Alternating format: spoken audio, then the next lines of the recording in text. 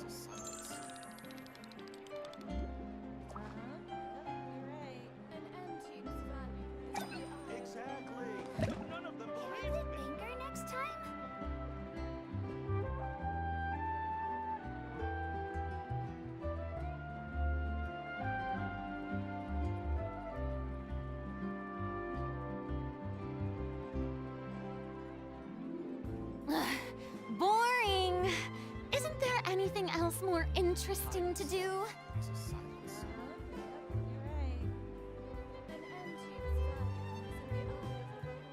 Exactly, but none of them believed me.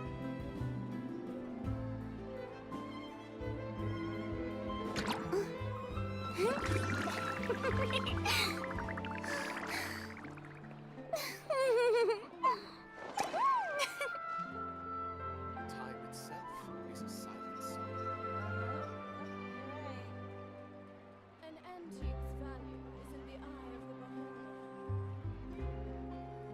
Exactly, but none of them believed me.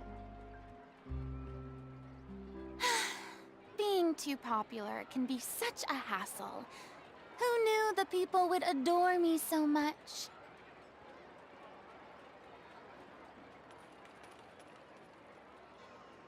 Time itself is a silent song. An antique's value is in the eye of the beholder.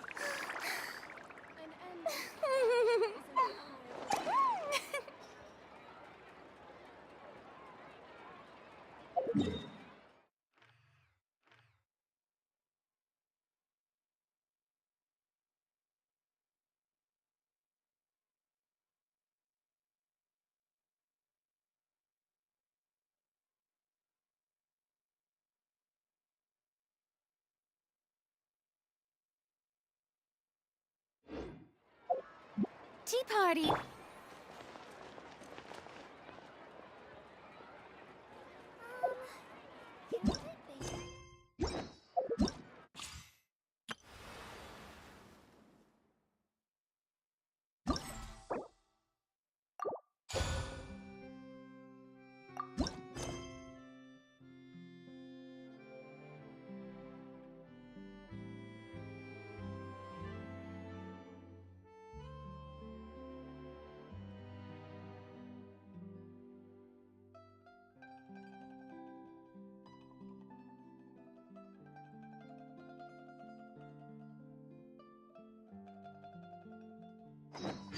We've been to so many places lately. What do you say we take a day off from adventuring and just find somewhere nice to relax? Let Paimon think. Where are some nice places we could go? Oh, why don't we pay Cloud Retainer a visit at Mount Outsong? It's been a while since we last saw that illuminated bird. She's always the one popping up out of nowhere and scaring us half to death. So let's surprise her this time.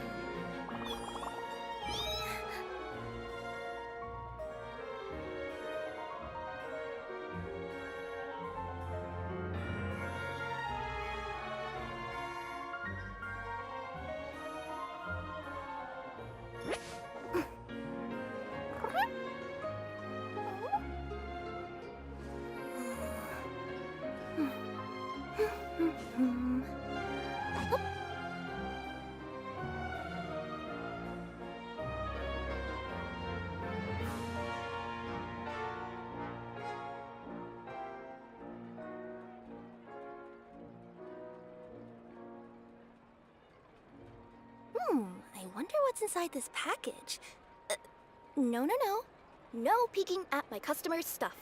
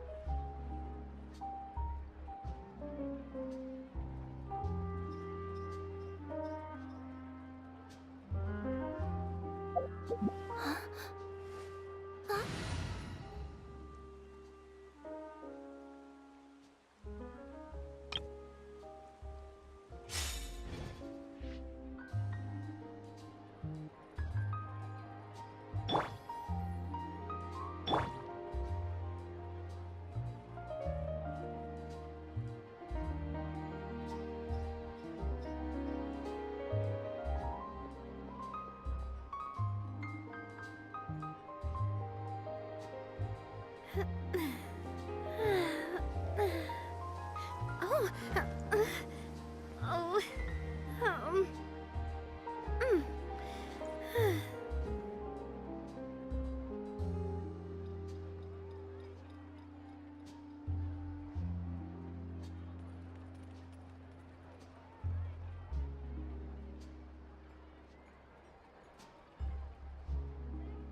My time with the Spina has taught me that carrying an unreliable weapon is worse than not carrying one at all.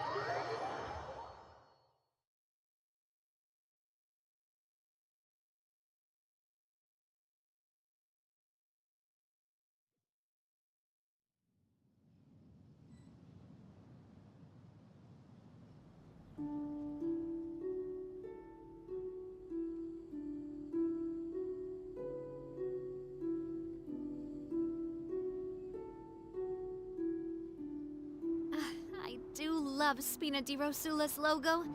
It was designed by my mother. Have you noticed how it's shaped like a heart?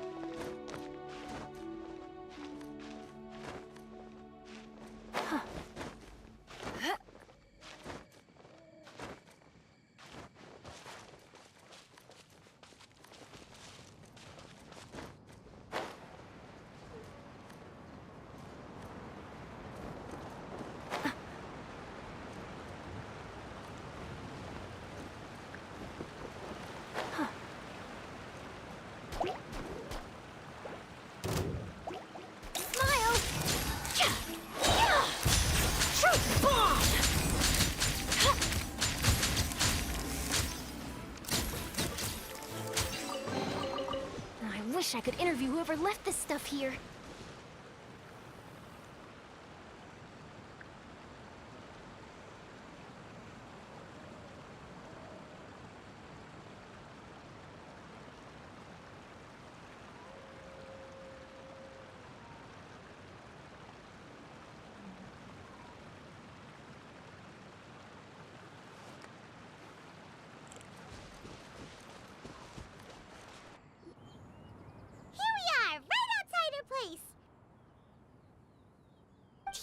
Remember the first time we came here? We even brought offerings and everything.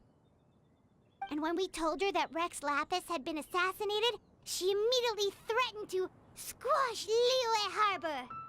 Paimon thought she'd be impossible to get along with. But now that we've spent some more time together, she's really not like that at all. We probably don't need to bring any offerings now that we've gotten to know her pretty well, right? Still, Paimon's got some snacks around here somewhere, so if she really wants something, we can just use that. Huh? Traveler, did something catch your eye? Whoa, what a pretty lady. Is she also here to visit Cloud Retainer? Yeah, you're right. All it takes is one look and you can tell she's someone special. As expected of that bird lady, really. She must have a whole bunch of Adepti friends from all over the country. Okay, but if we're both friends of Cloud Retainer, then we're basically friends by association, right? Want to go up to her and say hello? Helping you make more connections is a part of Paimon's job as your reliable guide. Paimon's got this.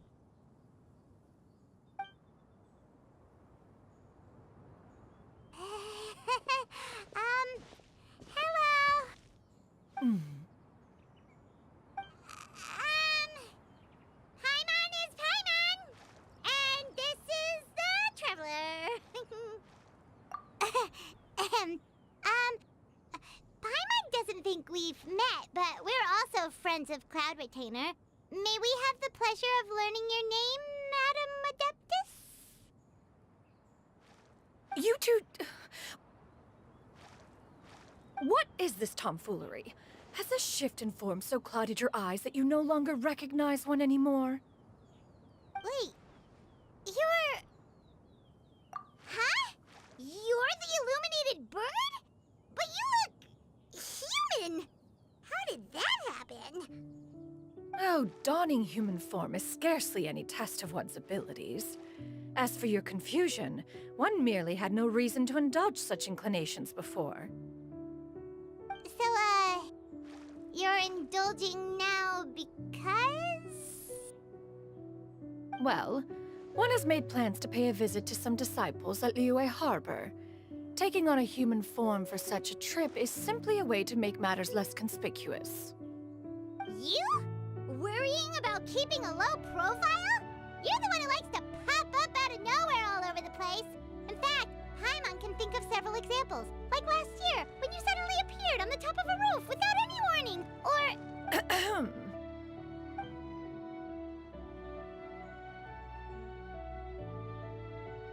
Hey, didn't we agree not to bring that up unless she asked? Oh? So you have taken care to follow the proper rules of etiquette after all. Most commendable.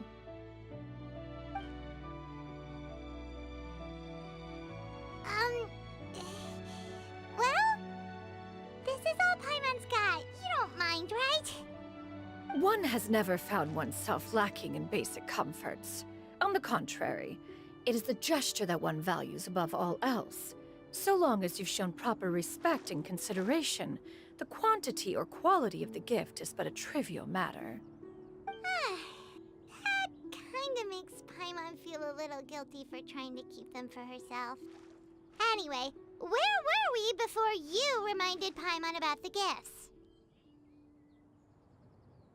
Ah, right. So by disciples, you must mean Ganyu and Shenhe. It's also been a while since we last saw them. Maybe we can come too. One planned to extend the invitation even if you had not raised the matter yourself. Shenhe and Ganyu should be quite pleased to see you again. However, one would first inquire as to the reason behind your visit here. You have cause to seek one's company? Yeah, we just found ourselves missing you and wanted to see how you were doing. We were hoping you'd tell us one of your stories. Who knew we'd run into your human form while we were at it? Is that so?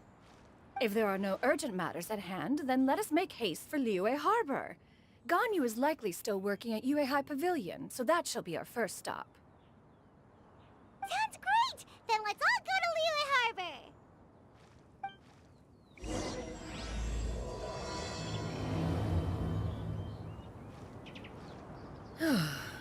Ganyu has been quite busy with work as of late. One can count on one talon the number of times she returns to Mount Outsong each year. Shenhe has also secured employment recently. In her correspondence with me, she wrote that she shall have no need to return for the foreseeable future. Did they think one was so easily mollified? One shall investigate everything with one's own eyes and decide for oneself if their living conditions are satisfactory.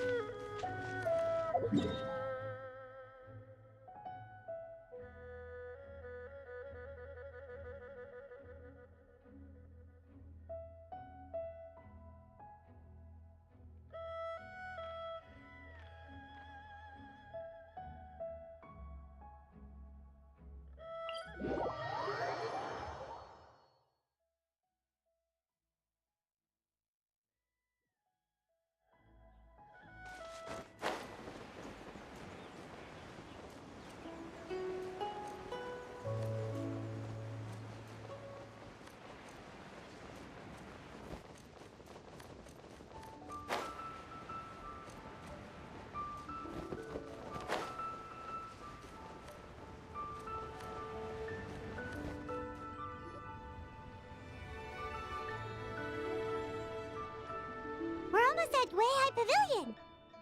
Hey, do you think Ganyu will be shocked to see Cloud Retainer like this? Guess we have no idea if Shenhe and Ganyu have ever seen her in this form before. Wait, where did she go? Why are you just standing there, Cloud Retainer? Quietly now. One shall stay here. You two can go and meet with her. But why? Isn't it better if we all go together? If one were to proudly proclaim one's presence, Ganyu would surely profess herself otherwise unoccupied and drop everything to attend to one's visit. One fears that would only result in her staying up all night to make up for lost time. One does not wish to trouble her. Conversing vicariously via you two shall suffice. Do remember to inquire as to her recent well-being. Again, do not mention one's presence here. Fair enough, makes sense. Alright then, we'll just pass on your regards and... Cloud Retainer? Oh, Oh! Busted. Is that lady someone you know, Miss Ganyu?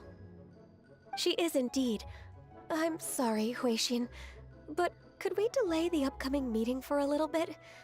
I believe my schedule today is quite full. Although, perhaps I could move some work to later in the evening. Oh, not to worry, Miss Ganyu. I'll make the necessary arrangements right away. Thank you, Huixin.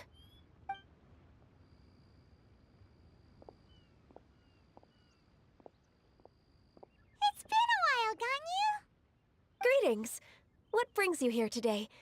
And Cloud Retainer, too. It's been quite some time since I last saw you in this form. you are quite mistaken. One is not acquainted with this Cloud Retainer of whom you speak. One is simply a mere mortal passerby. Huh? Seems she's not buying it.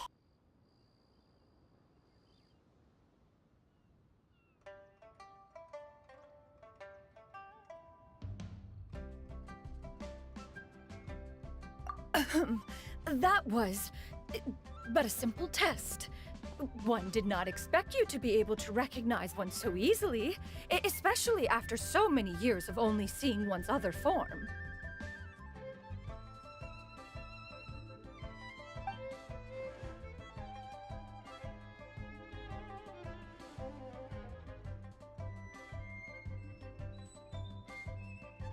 But recognizing you is, my responsibility as your disciple. An apt observation. One was simply passing by while attending to some important business. One thought it would only be fitting to pay you a visit while in the area.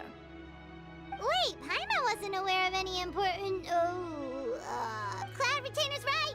We've still got something super important to do, so we can't stay here for too long today. Oh, is that so? But it's been so long since we last saw each other. One simply desired to see you and had no intention of interrupting your work. A quick conversation should suffice for today. I understand. That should be fine. While one acknowledges the amount of work that you have to deal with every day, one must also remind you to rest. Though Adepti blood flows through your veins, excessive exhaustion will still cause grave harm to your body. It still makes one nostalgic to see you as you are now, respected and independent. When you were young, you oft begged one to cuddle you to sleep when you suffered from nightmares.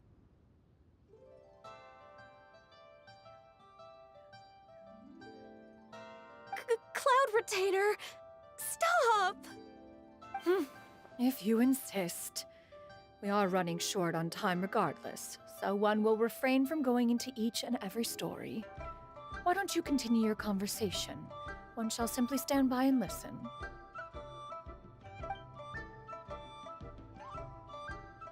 Wow, you've been to so many new places since the last time we spoke. If you ever need anything, please just come find me at Uehai Pavilion.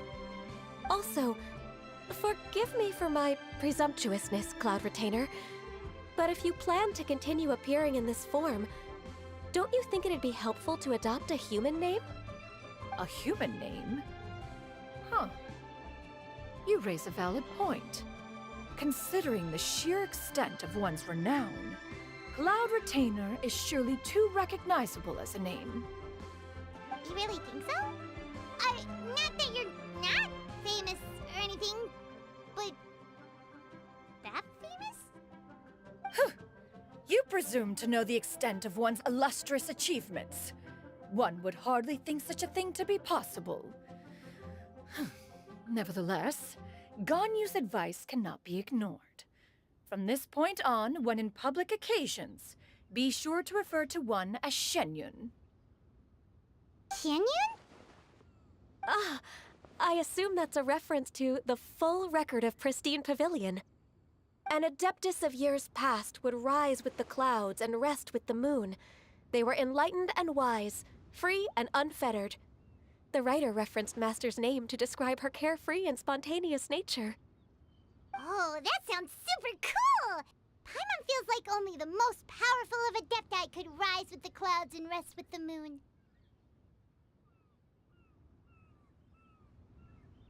Actually, those lines were originally written to describe Cloud Retainer herself. Huh? Wait, so you're really that powerful? And what of it? Did you truly take one to be nothing more than a bird of bigger than average size?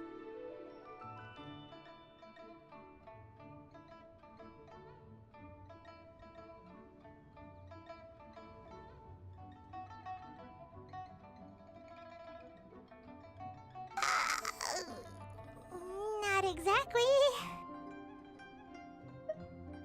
To be fair, Cloud Retainer rarely speaks of her past accomplishments. The tales of her past can only be found in ancient texts. It is said that once, a long, long time ago, there was a severe drought in Liyue. Left with no choice, many people left their homes, while others spent day and night praying to the Adepti. Although I did not live through such tragedy, simply reading about it is enough to gain a visceral understanding of all the pain and desperation during that time. On top of the drought, a noxious gas also began to spread through the land. If not for Cloud Retainer's efforts, much of Liyue would be nothing more than a barren wasteland today. The books had this to say about what happened. Upon arrival, the Adeptus borrowed the wind to retain the clouds. Immediately, the clouds gathered together, and abundant rain burst forth from the heavens. Drought and plague were both driven away, and the people were saved. Wow. That's incredible! Mortal records add embellishments to dramatize past events. One did merely what one ought, and even if one had not interceded, the other Adepti would surely have stepped in to help. Even so, you stopped an entire drought! Can you really control the weather like the book said? Oh, Paimon suddenly has a lot more respect for you. So it was Paimon's bad for calling you Illuminated Bird before. You're not too mad, are you? How laughable. A name is but a simple label we carry with us on our journey through the world. Why would one be offended by such a trivial matter? That's a relief. In that case, Paimon will continue to call you whatever feels right in the moment. Well, that is quite enough ancient history for now. Ganyu, have you had word from Shenhe? One has heard that she procured a job recently. Have you any thoughts on her workplace? And what, pray tell, of her monthly remuneration?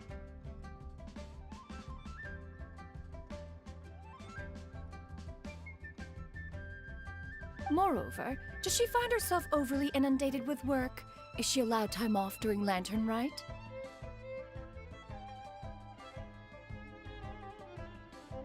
That is a lot of questions. There is no cause for concern, Cloud Retainer. I introduced Shenhe to her employer personally. Wanmin Restaurant's business has been booming recently. So, with Chef Mao being swamped with customers, and Shangling still off and out in search of new recipes, I introduced Shenhe to staff the restaurant.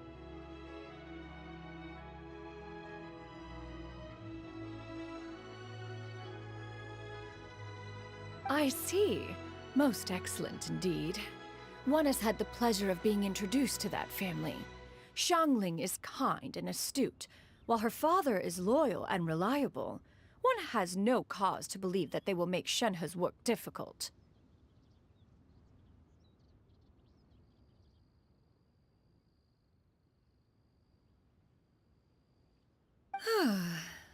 Now, it is almost time to partake in the victuals of noon. One shall visit Wanmin Restaurant in person and see how Shenhe is doing. Huh? But didn't you just say that you had something important to do? Can that wait until after we've eaten? You may return to your work, Anyu. One shall see to this matter on one's own. There will be many an occasion to dine together in the future. One is certain the opportunity shall present itself most readily. Of course, Cloud Retainer. Please take care. Traveler, Paimon, I'll see you some other time. See you around, Ganyu! Paimon was pretty quick on the uptake there, don't you think? As soon as you mentioned important business to attend to, Paimon realized that you were just looking to cut the conversation short and not take too much of Ganyu's time. Is Paimon right? No, in fact, it was not an excuse. One is indeed visiting Liyue Harbor for an important purpose. Wait, for real? The moment is not yet upon us. Still, the truth will be revealed to you in time. Huh. She really seems to be playing up the whole mysterious Adeptus thing right now. Is it because we just heard that cool story about her powers?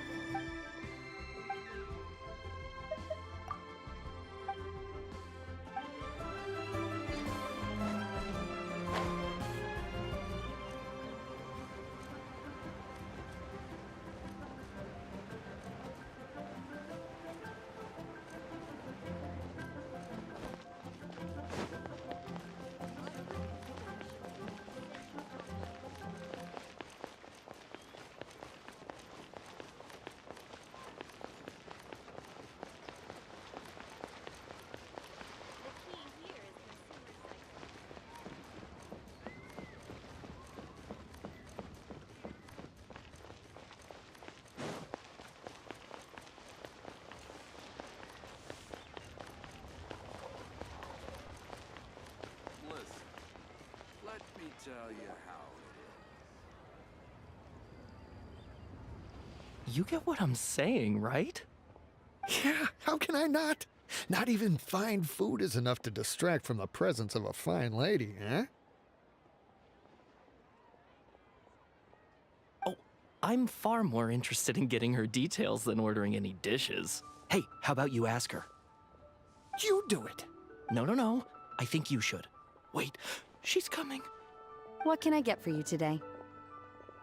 Greetings, miss. I was just wondering if you'd be willing to... What would you like to order?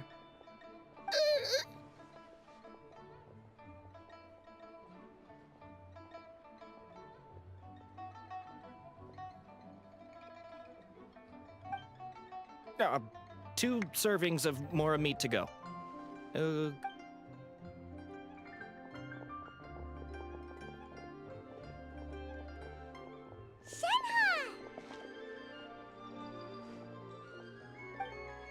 Welcome. It's been a while. May I take your order? Don't welcome us as guests and greet us as old friends in the same line. It's weird. Mm-hmm. Oh, and this is? This is Miss Xinyun. Master? Huh? One does not recall ever revealing this form to you before. How were you able to ascertain one's true identity with such ease? I've trained and lived with Master for more than 10 years. I would recognize you no matter what form you take. You. Is something the matter, Master? Hardly. Hardly. One simply learned of your employment from your letter and came to check on your well-being. And check out the great food, too! Indeed. It's almost lunchtime. My apologies. I'm still on the clock and can't talk for very long. Well, if it isn't the Traveler in Paimon, are you here for Shenhe? The lunch rush isn't in yet, Shenhe. So I've got things covered for now. Go ahead, sit down and enjoy some time with your friends. I'll let you know if things pick up. Thank you, Chef Mao.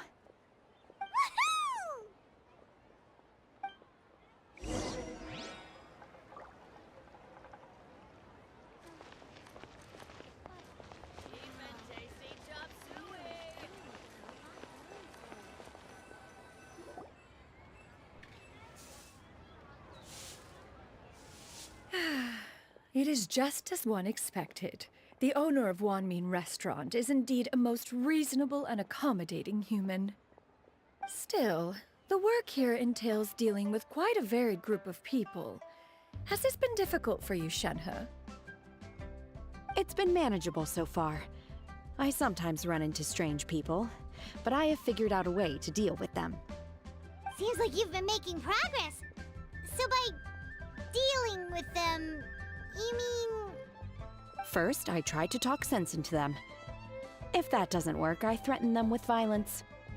At this point, they usually decide they are in favor of a civil conversation.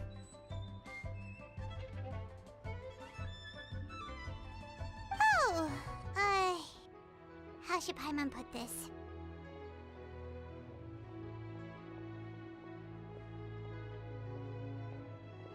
Oh, a sensible plan. One is gladdened to see you integrate so well into human society.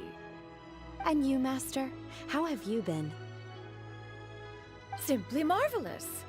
Though Mount Outsong has scarcely enjoyed your presence recently, one has hardly found the pleasure of one's own company to be lacking. I see. Just as expected of Master.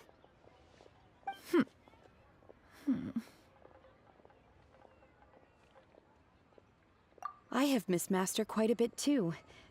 Even though work has been busy lately, I've already had a conversation with Chef Mao about taking some time off soon to visit Master. Oh, you did? Do make note of such matters in your letters in the future. There's hardly a need to keep one in suspense. Whoa, her mood shot up just like that. By the way, Master, since you are in Liyue Harbor, have you had the chance to visit Ganyu? Indeed. She is similarly preoccupied with her work. There was time only to exchange a few simple pleasantries. Ganyu told us the story of Cloud Retainer's name. It was amazing. We never knew how powerful she was before.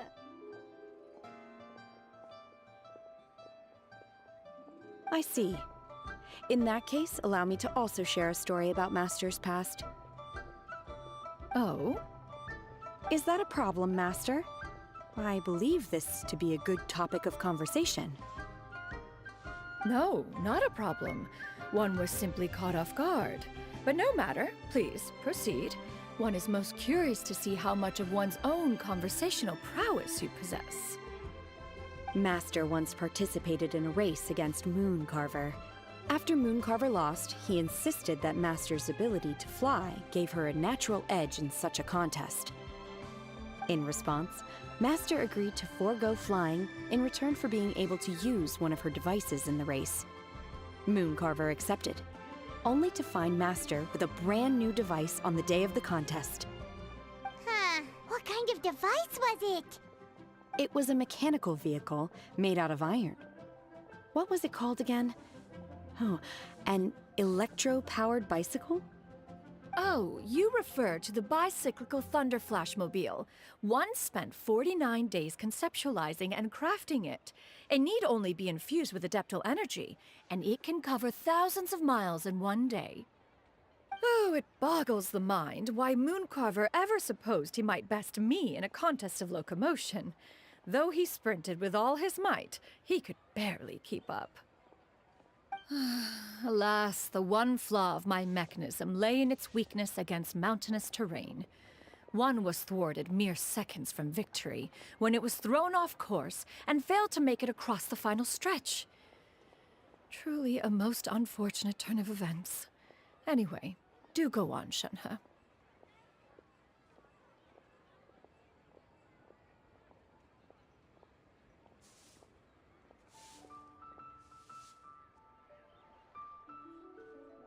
Master, that was the end of that story. Is that so? Huh. With you gone, one has seldom felt the desire to call upon those old fossils for another contest. What is a race without spectators, after all?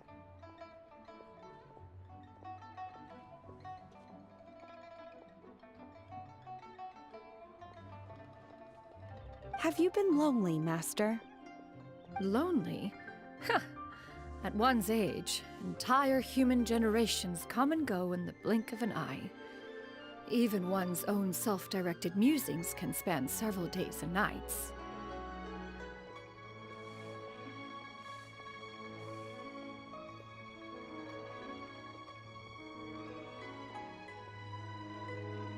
Tis a most foreign sentiment. The mere mention of it is preposterous. Mm-hmm.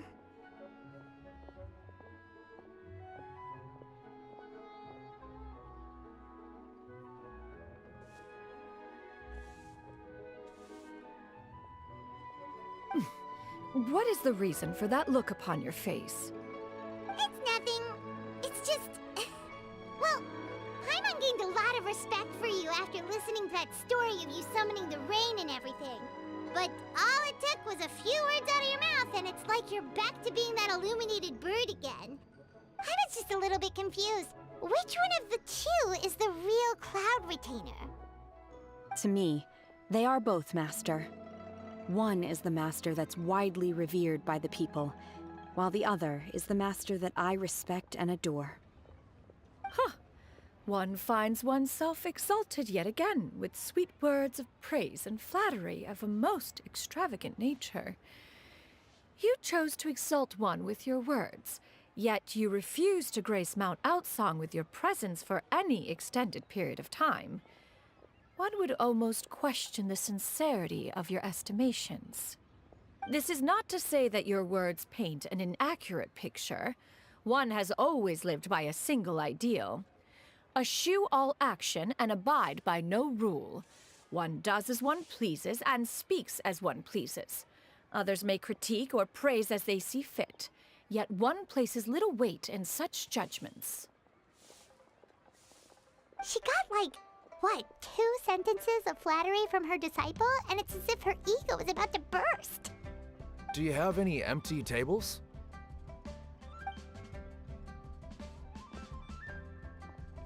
Hey there, could we get another fish stew? I'm hearing more guests come in. I should get back to work. All right, good luck with the lunchtime rush, Shenhe. Mm-hmm. I'll try my best.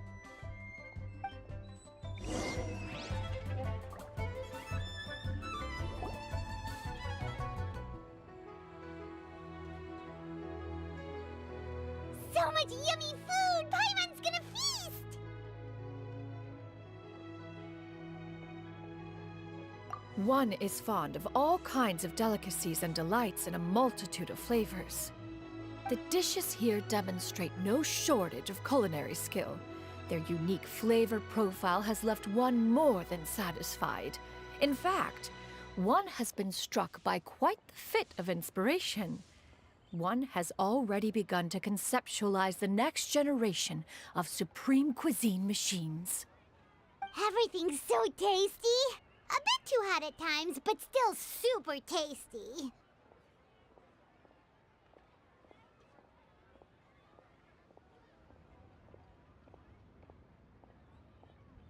I'm sorry, miss, but our tables are full. Shall we try somewhere else, Granny? But it smells so delightful. Can we really not eat here? My poor legs can't go on for much longer. Well, you could always check with some of the other guests and see if anyone's happy to share a table. Okay, I'll ask around.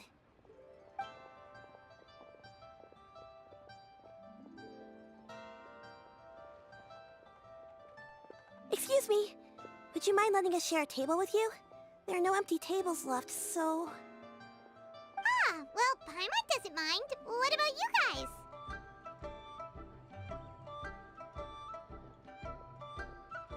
Great! Thanks so much. My name is Shuyu, and this is my granny, Yuendai. Granny? Yep. Is there something wrong with that? No, Paimon's just a bit surprised. She looks so young. Yeah, a lot of people compliment Granny on her youthful looks, but she's actually much older than she appears.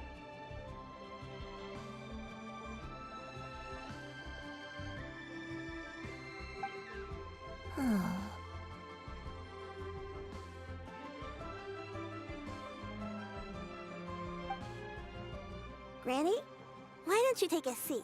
Come on, it's not polite to stare. Huh. Have we met before? No. 'Tis a fated meeting, then. Please, take a seat. What would you like to eat, Granny? I can order for you. I want braised earthworms. They always pop up out of the ground after a rainstorm. No, not this again. Granny, there's no braised earthworms on the menu. Braised earthworms? Well, that sounds weird. Do people actually eat that? Right, that's what Paimon was thinking too. Need any help? Help? Oh, do you mean with Granny? Thanks, that's nice of you to offer. Granny has pretty bad dementia, so her memory's getting worse all the time. She's always saying things that sound kinda confusing. Actually, her memory's been bad ever since I was little. But it's gotten so bad lately that I even have to remind her who I am every morning. They died young. It's just me and Granny now. Oh,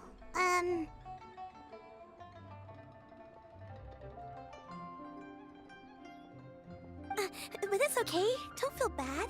Granny loves me a lot, and I love her a lot too. Sure, it's hard at times, but you just gotta make the best of the life you've got.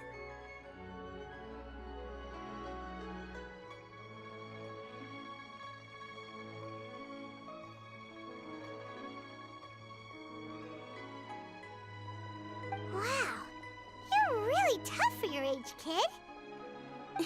You're too kind.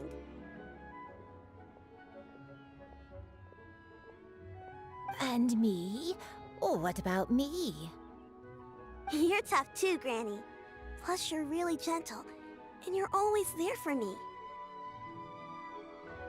Yes, and it's hardly as if I forget everything. I still remember the important things. Wait, what was that really important thing again? Ah, I remember now. It was a dream. I had a dream where everything was dark. Someone was standing in front of me. She told me to come and find her, and that once I'd found her, I would be free.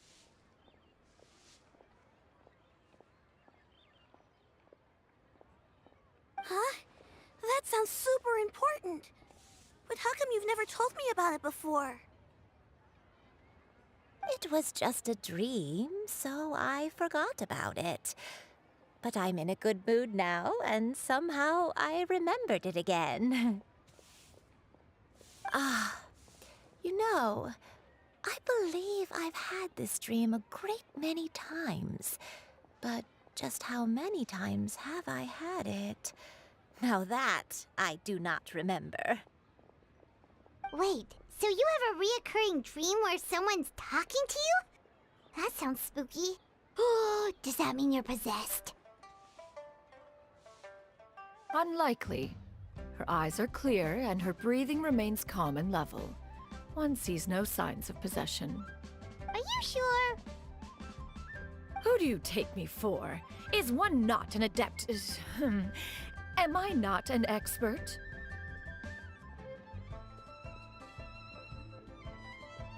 Huh, you're right. Paimon almost forgot you're the expert. In that case, do you still remember what the person in your dreams looked like, Granny? Not anymore. Although, I have a sense that she looked rather like me. But not as I am now. My younger self. A younger version of Granny? This is just getting weirder and weirder. What is going on here? As one said, fate must have brought us together. You may leave this situation to me. Are you sure? So, what are your names? Paimon's Paimon. Just Shenyun is fine. Thank you all so much for offering to help. But first, I'm sorry for asking, but, how do you want us to pay you back? Oh, we don't need any payment for this.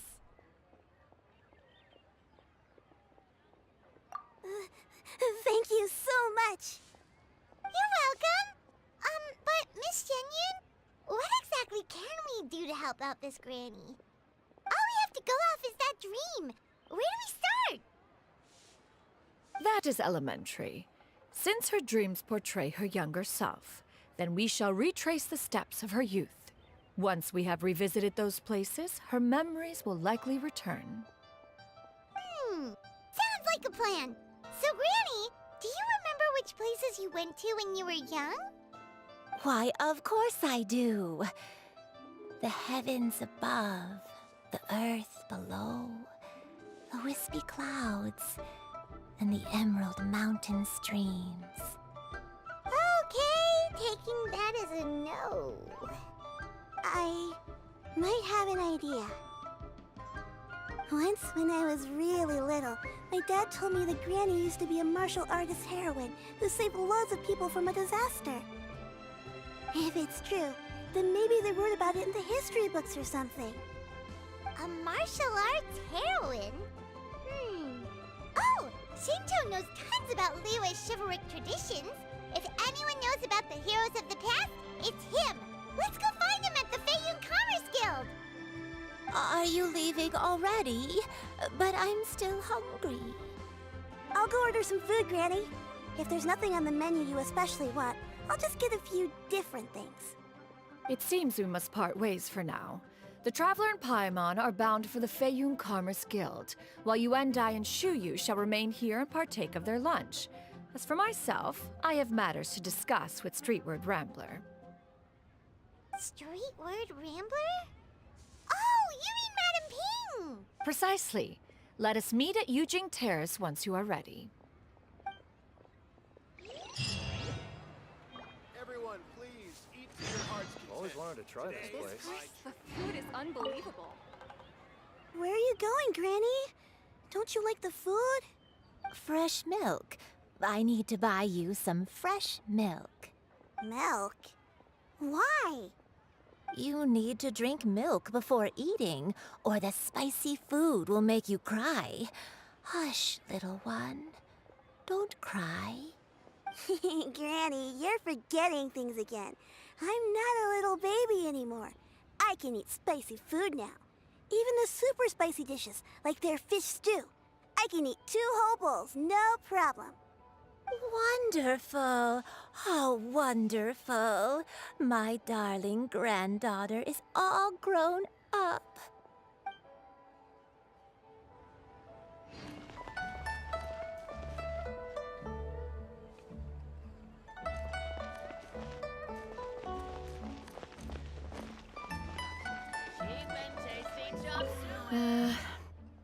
I should get paid in another few days.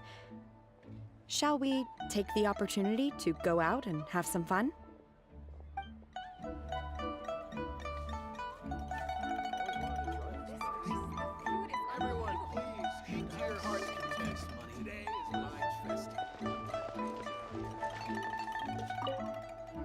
This is one of our busiest periods in the year. Things should calm down a little in another few days. I sure am glad to have Shenhe now. There's no way I'd have been able to cope this year all by myself.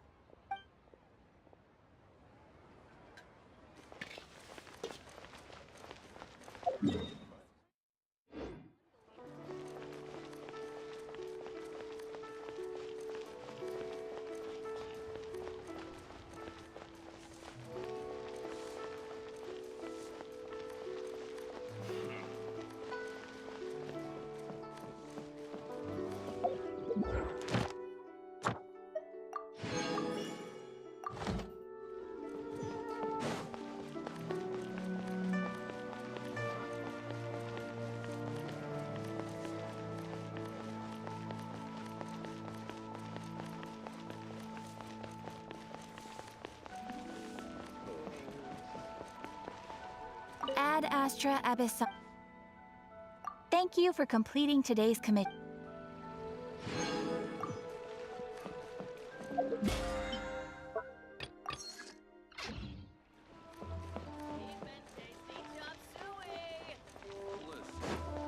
Let me tell you how.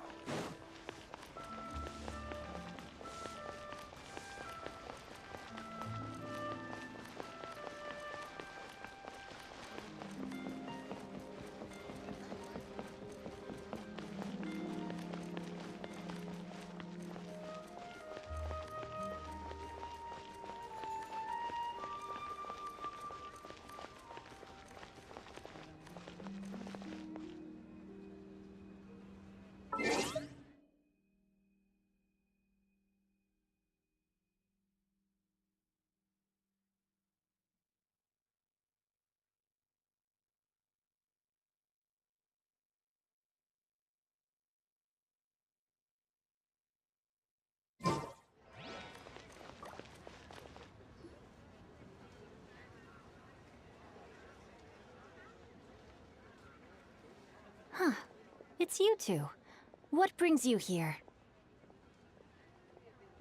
Shincho! Great, we found you! We wanted to ask you about something.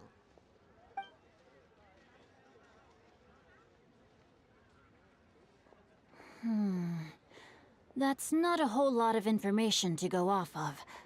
I don't know if I can say for sure.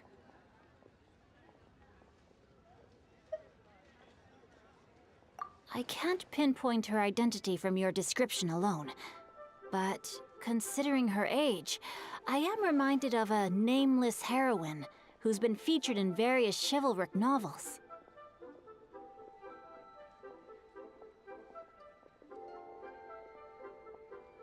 Nameless heroine? That's right. The novels often speak of a great drought from 50 years ago. As the people suffered, a nameless heroine appeared and began to clear away evil spirits in bandit camps. The people idolized her, but never learned her name. All they knew was that she always acted alone. Later, though, she supposedly fell in love with a similarly noble-minded exorcist from Mount Tianheng. They were well matched in more ways than one, often fighting together as a fearsome duo of otherworldly strength. After the drought ended, the heroine and the exorcist left the public eye and began living a reclusive life in the mountains. All that remained were tales of her incredible accomplishments. The way this nameless heroine faded from fame into obscurity later in life is not too dissimilar from Miss Yuendai. I hope that's somewhat helpful. Thanks a lot, Shincho. We knew it'd be worth talking to you. It's nothing at all. Just something I came across while reading. I did do a bit of extra research on her story, but it was just out of personal curiosity.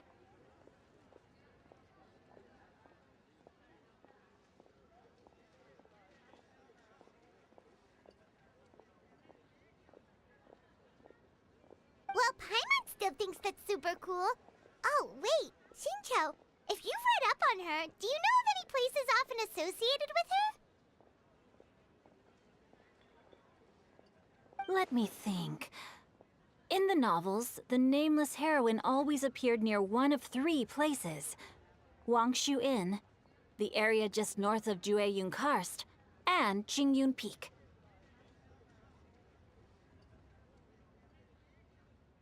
Perhaps the real-life heroine who inspired the character was also often seen near those three places. That would explain why those locations appear in the various novels written about her.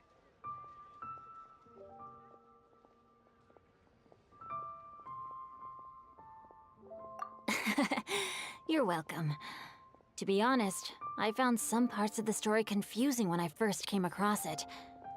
If Miss Yuendai was indeed the original inspiration for the character, she may just be able to help me put the pieces together.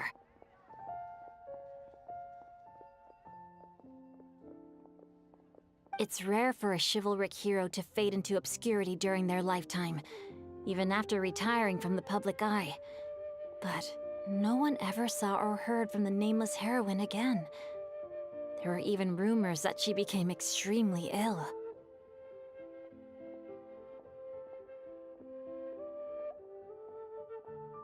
I've never understood why someone would go to such lengths to erase themselves from public memory.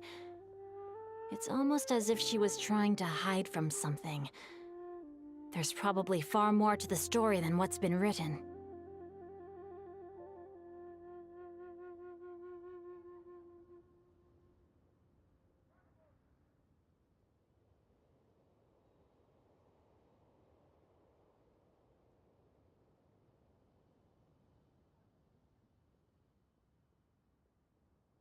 We'll be sure to tell you if we manage to uncover the truth.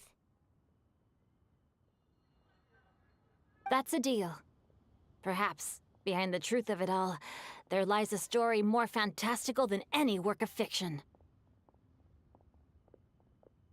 Paimon feels like we just learned so much from Xingqiu. A drought, a nameless heroine, a life of seclusion. Wait, why does the story sound super familiar?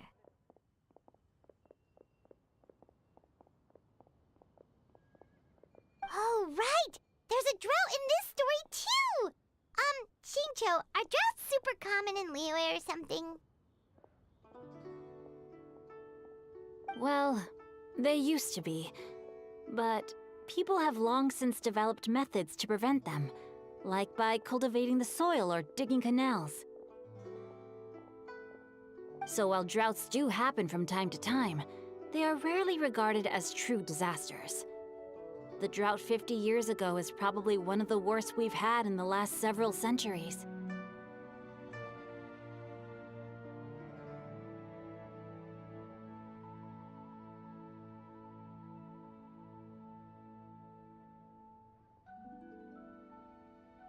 The crops withered, the streams ran dry, and the monsters in the mountains became rabid and agitated. Countless caravans were attacked, and people who lost their homes came together to form bandit groups. What started as a natural disaster soon became a human tragedy as well.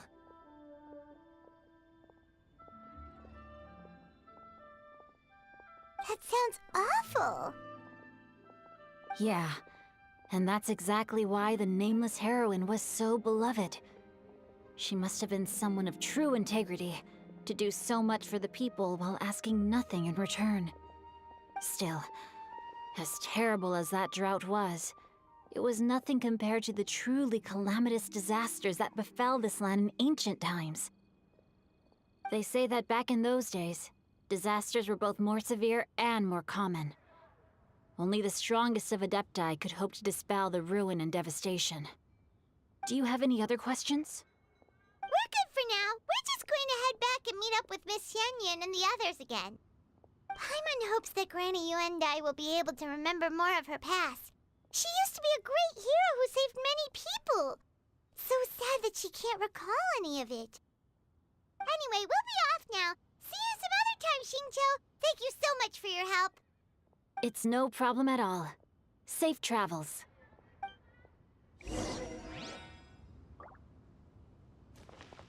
Time erases everything.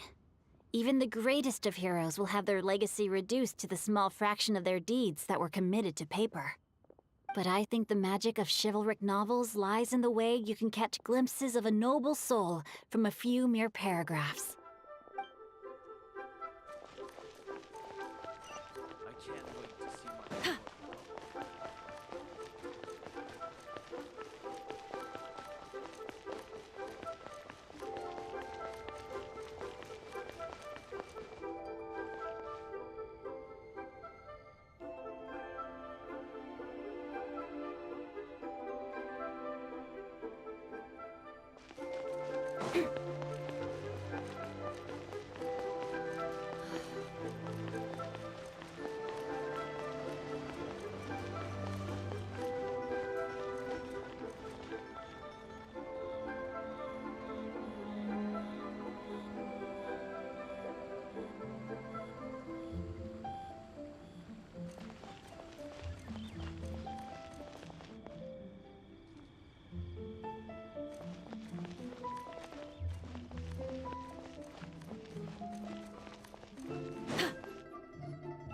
I have recorded the tune that you requested. I hope it will be of help to you. Oh, thank you. Straightward, Ping, what has amused you so? Oh, it's no serious matter. I was just reminiscing about the last time I saw you in this form. Time has wrought such change in this world, and yet you appear just the same as ever.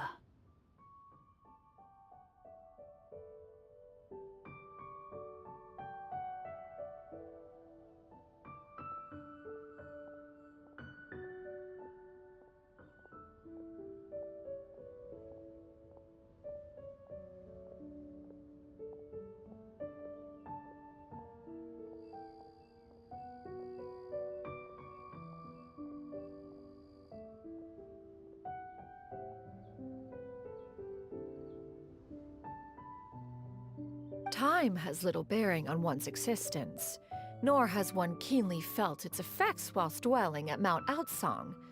Nevertheless, Ping, one would like to seek your counsel on a personal matter.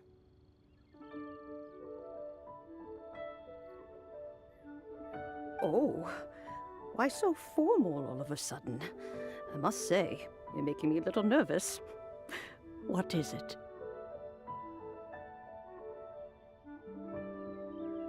Well, the inquiry is as such. Approximately how much more would one need to afford a comfortable life in the harbor, not unlike the one that you yourself lead? It does not require as much as you may think. Still, do you mean that... Clavitainer, Madam Ping! What are you two talking about? Nothing save for some trivial matters. Have you unearthed any useful details?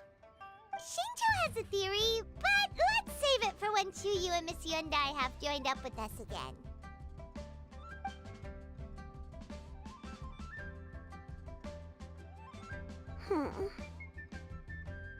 Do not be troubled, young lady. Here, have some tea. Thank you so much. What do you think, Chuyu? Does it match up with what you know of your granny? According to the story, the nameless heroine eventually fell in love with an exorcist from Mount Tianheng. Maybe that's my grandpa. I don't have many memories of him, but there was this one time I found a box in our attic full of a bunch of weird sigils. I think so too. Granny might remember something once she's returned to a familiar place.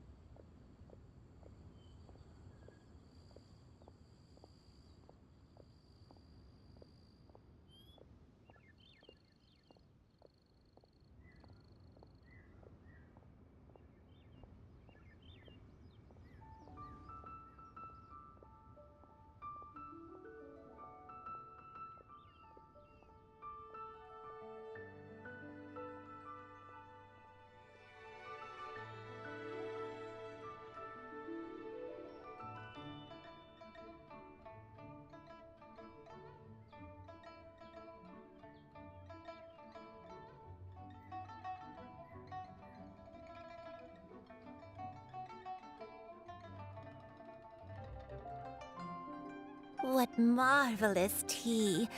I can taste the dew's sweetness in this cup. It's as if I was taking a stroll in the mountains, thoroughly one with nature and at peace. Is that so? Then please drink as much as you like. There's no need to hurry. At our age, it's always nice to slow down and take the time to appreciate pleasant conversation among friends. Thank you. Okay, since we have the time, can I ask you something? Sure thing. What would you like to know? I have a secret I want to tell you. Let's go talk over there.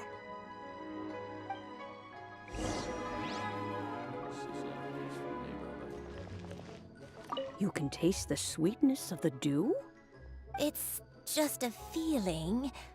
The sensation of stepping out into the mountains on a cool morning, gazing upon the small droplets of water hanging from the leaves, and feeling the sweet stream of water soothe a parched throat with every swallow.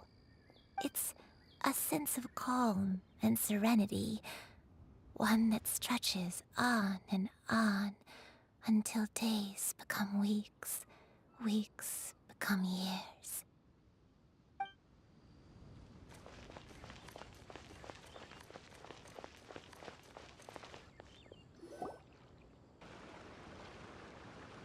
What's wrong, Shiryu? Well, I've been kind of meaning to ask ever since we started talking in the restaurant, but are you guys all adepti in disguise? Oh! About that.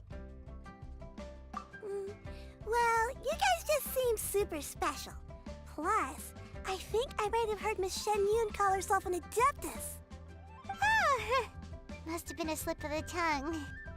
Shen Yun, since you were the one who, misspoke, maybe you can explain to Shiryu here what you really meant by that. One is indeed an adeptus. Is that of some concern to you? Huh? I knew it. Well, one time when I was a little kid, I saw a pure white illuminated crane. I had this super high fever, and Granny wasn't around.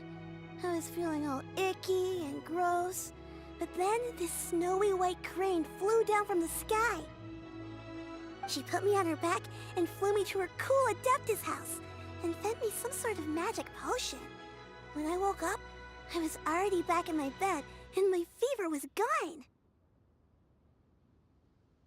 I really wanted to thank her, but I was too sleepy to stay awake, so I never got the chance.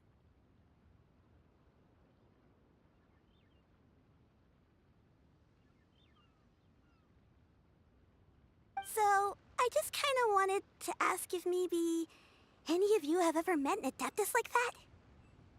A pure white illuminated crane?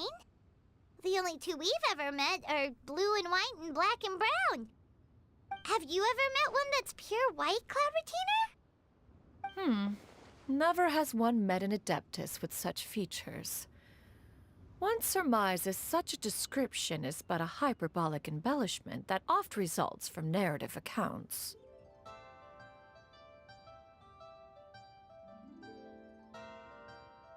That's weird. Was it really just a dream then? Well, even if it was just in my head, it doesn't matter that much anyway. All I really want is to help Granny recover her memories. I'm really grateful for all your help. Leave it to us! Now that we know the 3 locations, we just need to visit them one by one. Let's go to Wangshu Inn first. Okay, I'll go get Granny.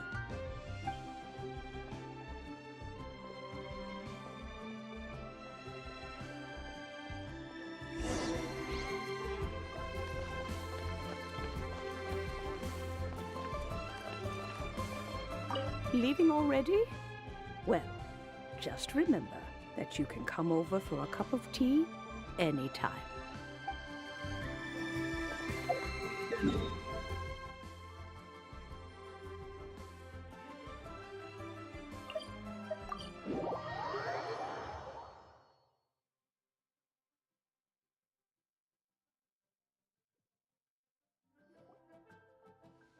Wangshu Inn. Wangshu Inn. Do you remember this place, Granny? Yes. The fish here is very delicious. And if you look out into the distance, you can always spot a bird that's been left behind by its flock. I believe I used to have a room here. It had a window. Yes, I spent a lot of time looking out that window. Which room was it again? Let me look. I'll come with.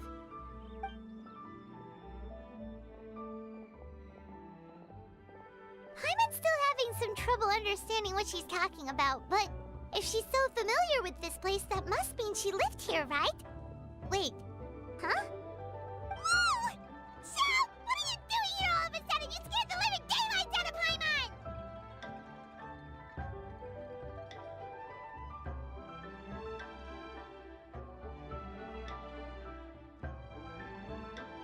I sensed a non-human presence and decided to come take a look. If you're here, then there's likely no trouble afoot. I suppose there's no cause for concern. It's been a while, Cloud Retainer. I see you have returned to your previous form. I have indeed. I fought alongside her in this form on many occasions during the Archon War. Oh, wow! What was she like during the war? Oh, wait, let Paimon take a guess. Was it anything like this? Behold, the glory of one's newest invention, the Bang Bang Continuous Fire Mechanism. Hands up and surrender, or be prepared to face the full might of the Adepti. An impressive imitation. Paimon knows her all too well. Even so, Cloud Retainer was not always as ostentatious as you describe. You may be unaware, but her talent with Adepti sigils is just as formidable as her skill in mechanics. The Archon War reached its peak after Guizhong's death. The Cloud Retainer who fought beside me in those devastating battles was taciturn and solemn, only speaking when she had to activate her sigils. A Cloud Retainer who barely talks? Paimon can't picture it. But what happened after that? If you were so powerful in your human form, why did you decide to take up your bird form again? Once one had bid farewell to the world of mortals, what use would one still have for such a shape? When dwelling between mountain and forest, away from the struggles and troubles of the mortal world, a mortal form is hardly the most fitting of choices.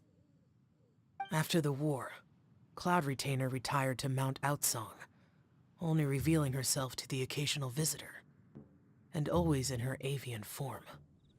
Although I do believe there was an occasion some 30-odd years ago when she decided to don her human form. I believe it was for the purpose of... One believes there is little need to relive bygone matters. Granny, are you okay? Back then, at this place, Perhaps this conversation should end here. I shall take my leave now.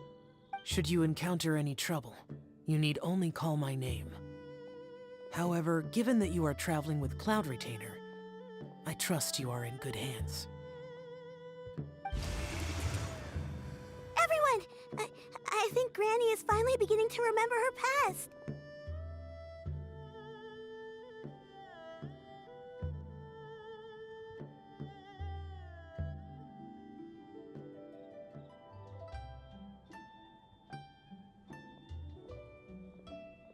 Slowly now, calm your mind and recount what has been recalled.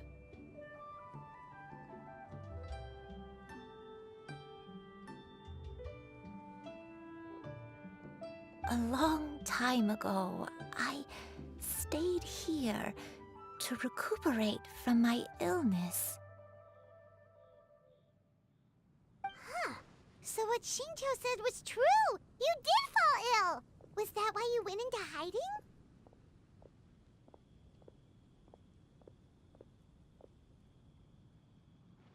I don't remember. I'm very sorry, but I can't even remember the name of my illness.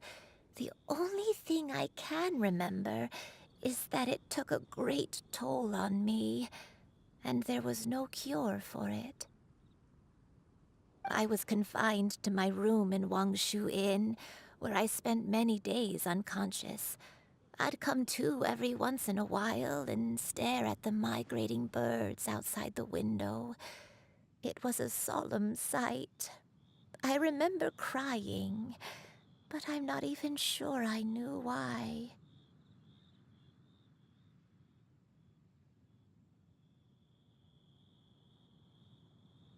One day, I met a traveling merchant. Upon hearing of my illness, he sold me a bottle of soul-revitalizing tea pills.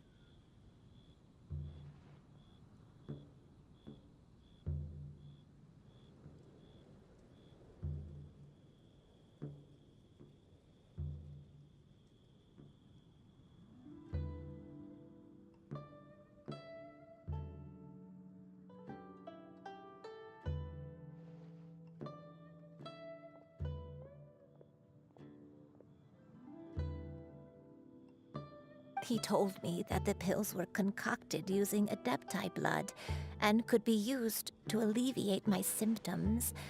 Sure enough, I made a full recovery. My illness remained dormant for several decades after that. Wait, but if your illness remained dormant for several decades, are you saying that what you're going through now is just a relapse of what happened all those years ago? And it was all thanks to the pills that you managed to keep the symptoms in check? Paimon's brain kinda hurts. Do you remember anything else? I'm sorry, I don't. Oh, if only I wasn't so useless.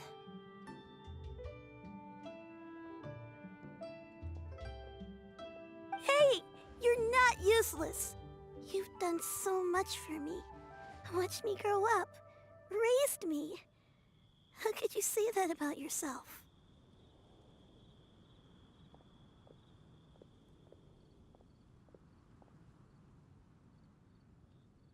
Oh, fret not, dear child. Granny was just a bit frustrated. That's all. The recovery of a person's memories is a gradual process.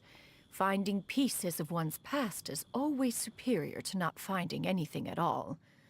Let us make haste to the next location. Next location. Oh, why don't we go to the area north of Dwayunkars next? There isn't really a landmark there, so where should we start? Oh, Paimon's got it. Let's check out the houses in the area first. After all, if she was there for any length of time, then she would have stayed somewhere, right? Oh, Paimon's really got her thinking cap on today. At this rate, we'll recover all of Granny Wendai's memories in no time.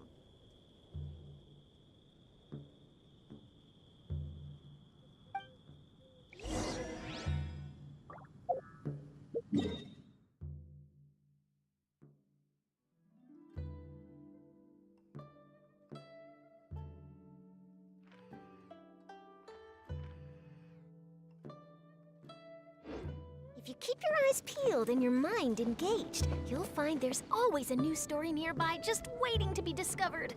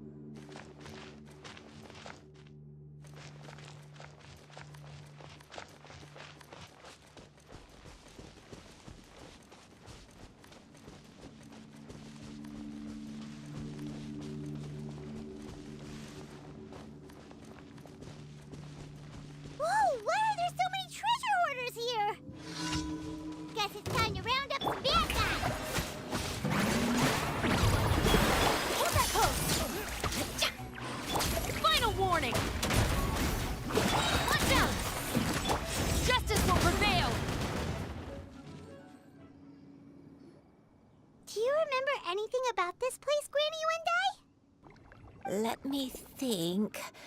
I feel like I've been here before. But I don't think I stayed here too long. I might have just rested here briefly before continuing on my way. Got it. That's okay. There are still plenty of other places we can check. Wait a second. If I remember correctly, I believe I brought... Ah, yes. I brought some sweet snacks with me. Go on, take some. You need to eat a lot if you want to grow big and strong. Oh, thank you! Then Paimon will help herself.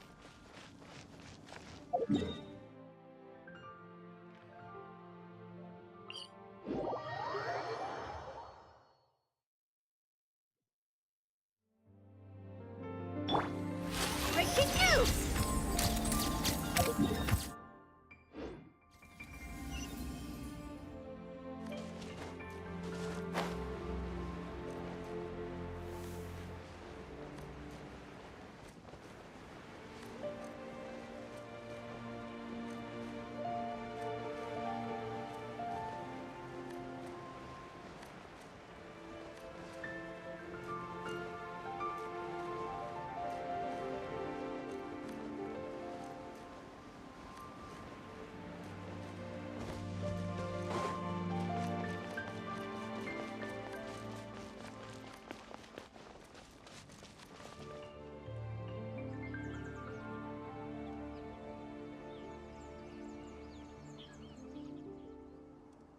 Paimon sees an abandoned house! Why don't we take a break over there?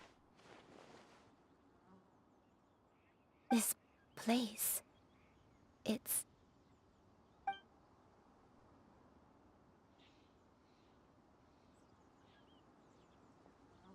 Did you remember something, Granny? I remember. Shuyu, this is where your father was born. It was a moonless night. I had been injured, so your grandpa was supporting me.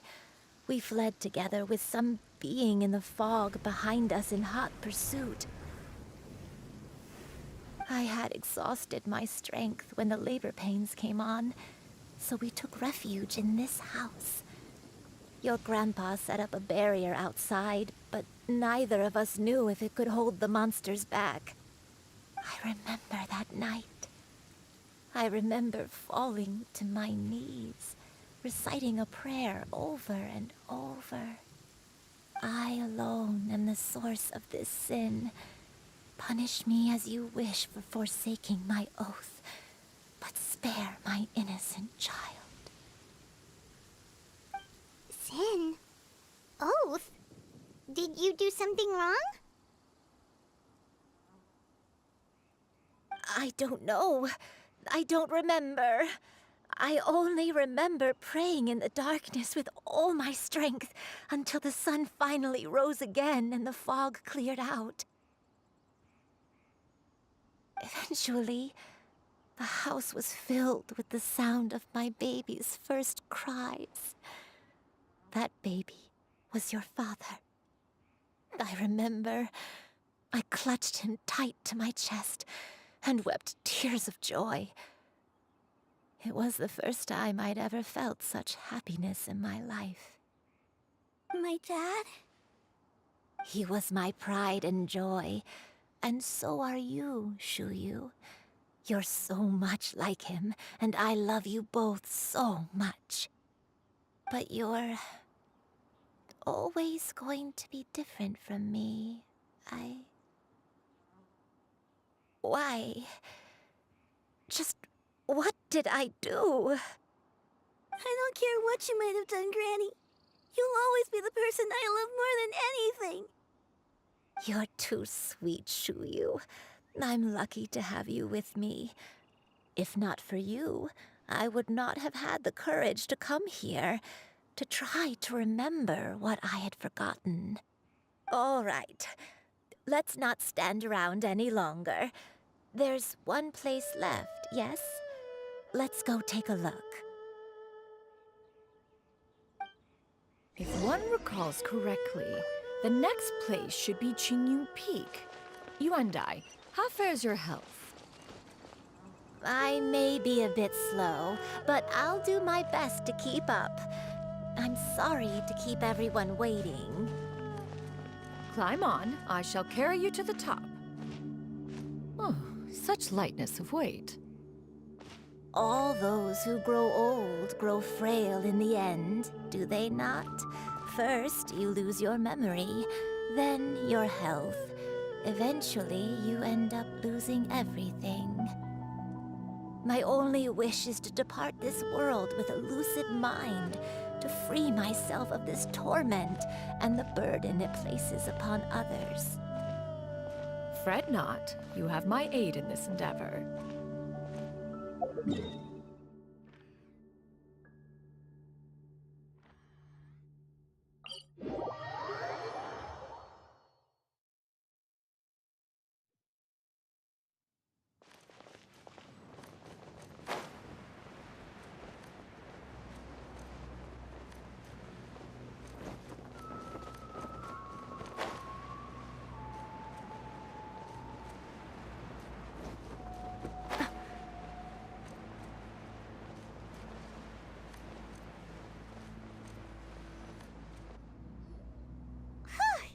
We're finally here. Does this place feel familiar to you, Granny One Day? Let me see.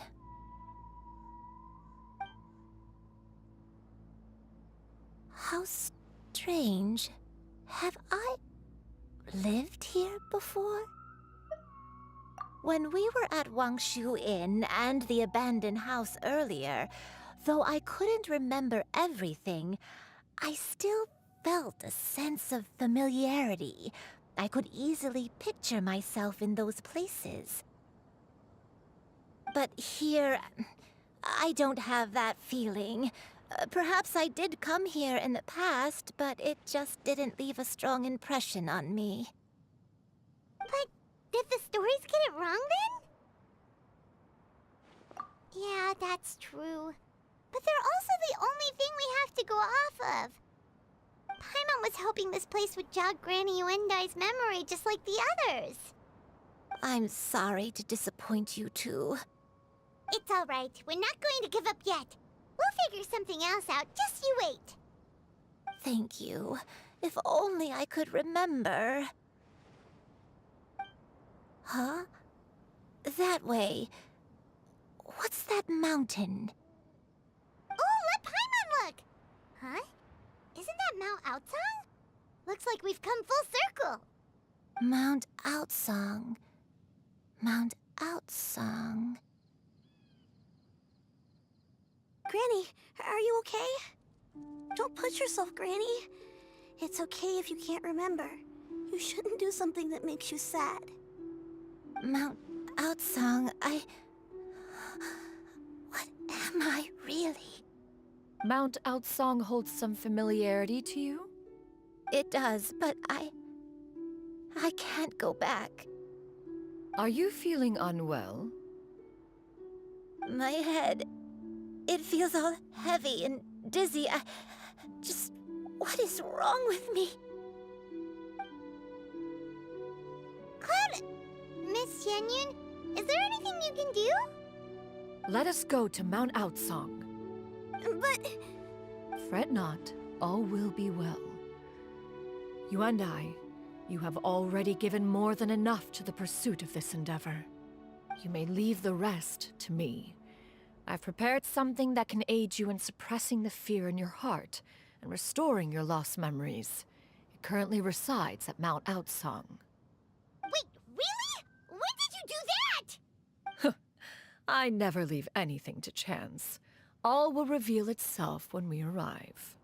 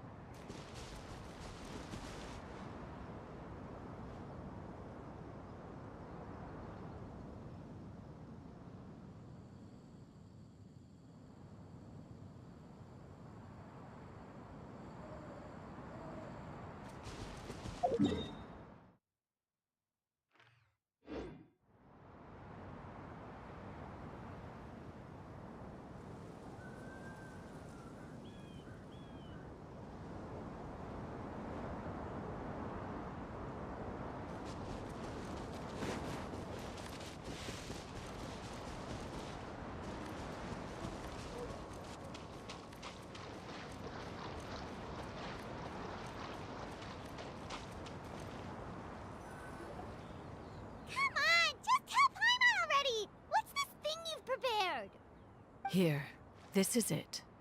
Huh? But isn't this the mechanism that you were tinkering with when we first got here? Oh, is it another invention of yours? Precisely. A recent one at that. I am most pleased with the result. I call it the Suspensus Somnium mechanism.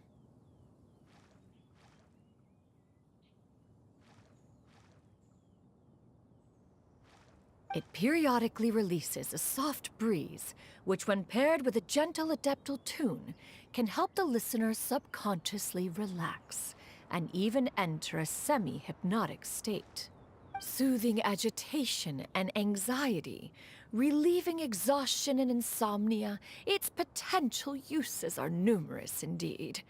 And of course, it can also aid in the recovery of lost memories. Whoa, what a cool gadget! But if you had it all along, why did you keep it to yourself until just now? We could have come to Mount Outsong right off the bat and saved time on a lot of floating. How preposterous. Had Yuendai not recalled much of her past through her own efforts, the device would have nothing to draw upon. We Adepti can only help those who first resolve to help themselves. Had she lacked such determination and strength of character, one would have little to offer in way of assistance. Paimon thinks she gets it now. Hey, what's that other thing? As previously mentioned, a gentle adeptal tune is required to take full advantage of the mechanism. One secured such a tune from Streetward Rambler. Only with her melodies can the mechanism reach its peak power. Whoa, Paimon can feel what you mean. Paimon's body feels light as a feather. It's as if she's lying down on a warm patch of grass after a super satisfying meal.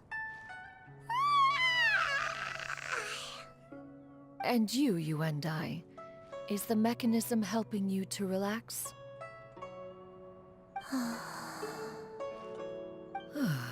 It appears she has already succumbed to the depths of reverie. Come, join one on this side. We shall give her some time to herself.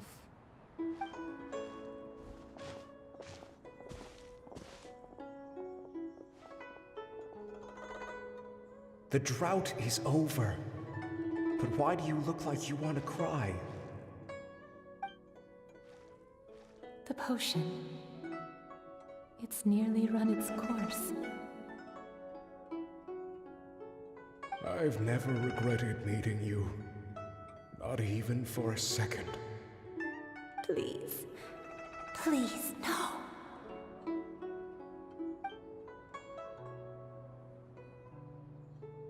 Have you forgotten? This is the world you left behind. One of gentle breeze and morning dew, perfectly straddled betwixt the realms of heaven and earth. This is your home. This is where you belong. You should have never left. The you of the past, the me from not that long ago, we should have never.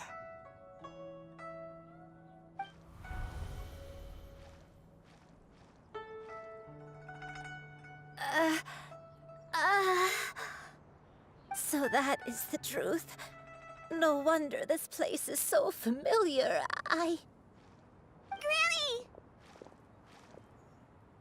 Granny, are you okay? Cloud Retainer.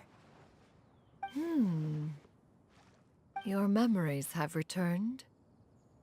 Wait, did you just call her by her full name? Does that mean you already knew each other? Yes. I now remember everything. Everything. Granny, please don't cry. I'm here. I'm here. Oh, don't worry, my dear child. Granny is fine. I'm so sorry, everyone. You've gone to so much trouble on my behalf. It's all come back to me now. The most important thing that I had forgotten was the truth of what I once was. One can sense the guilt that now plagues your conscience. Reclaiming a truth long buried is sure to come with a myriad of complex emotions. Perhaps one should recount the story on your behalf while you compose yourself. No, it's okay. Now that I've remembered, I must face my memories head on. Shuyu, everyone, I cannot thank you enough for all your help. I'm ready to tell you my story, if you're willing to listen. Please, Granny, don't force yourself. What happened in the past doesn't matter. I love you more than anything. Nothing you say can change that. I know, dear child. My feelings for you are exactly the same. It is for this reason that you deserve to know the truth. Some time ago, I made a terrible mistake. One for which I could never atone. Is this the sin that you mentioned in Karst? What happened? I am, in truth, not a human being. My real form, one that I held for centuries, was that of a wild crane. I spent many, many years living on Mount Outsong, bathing in the soft breeze and drinking the sweet dew of the mountains. At some point, I somehow gained wisdom and sentience. The Lord of the Mountain, Cloud Retainer, became aware of my existence and began to share many stories with me. She even passed on the secret of cultivation to me.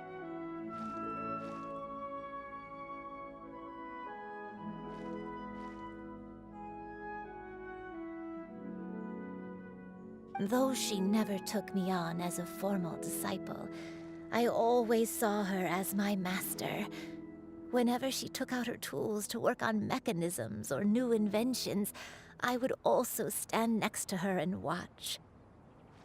I even contemplated completing my training and becoming an adeptus in my own right. I followed her teachings, and time gradually passed us by.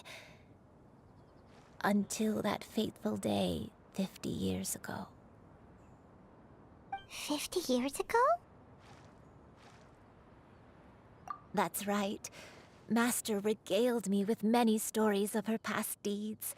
From them, I learned how she had saved people from a similar crisis in the past. She was the one I looked up to the most. More than anything, I dreamt of becoming an adeptus like her. I wanted to travel the land like she had, relieving suffering wherever I went. But I was still far from being a real adeptus. I possessed no ability to take on human form and fit in with the crowd.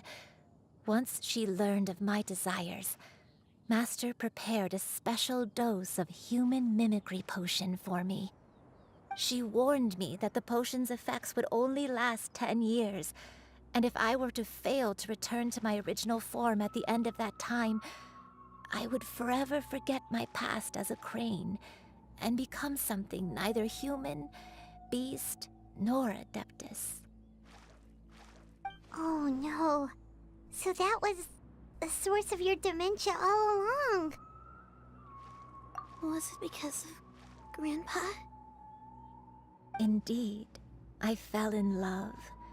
Though he was human, he had spent his entire life training on Mount Tianheng. When we met, it was not only my first foray into the world below, but his as well. Although clumsy and impulsive as he was, you'd think he was the real strange bird among the two of us. But still, just like me, he cared deeply about the world and wanted, more than anything, to cleanse it of all pain and suffering. I could not help but fall for him. But my time continued to tick away. Those 10 years passed by in a flash. Yet I did not want to leave his side, so I... Oh no, what happened next? I committed an offense. I wanted to stay with him, even if it meant living a life full of pain and suffering, even if it meant that I would eventually turn into a monstrosity. I knew I had betrayed Master's hopes, but I was too ashamed to face her.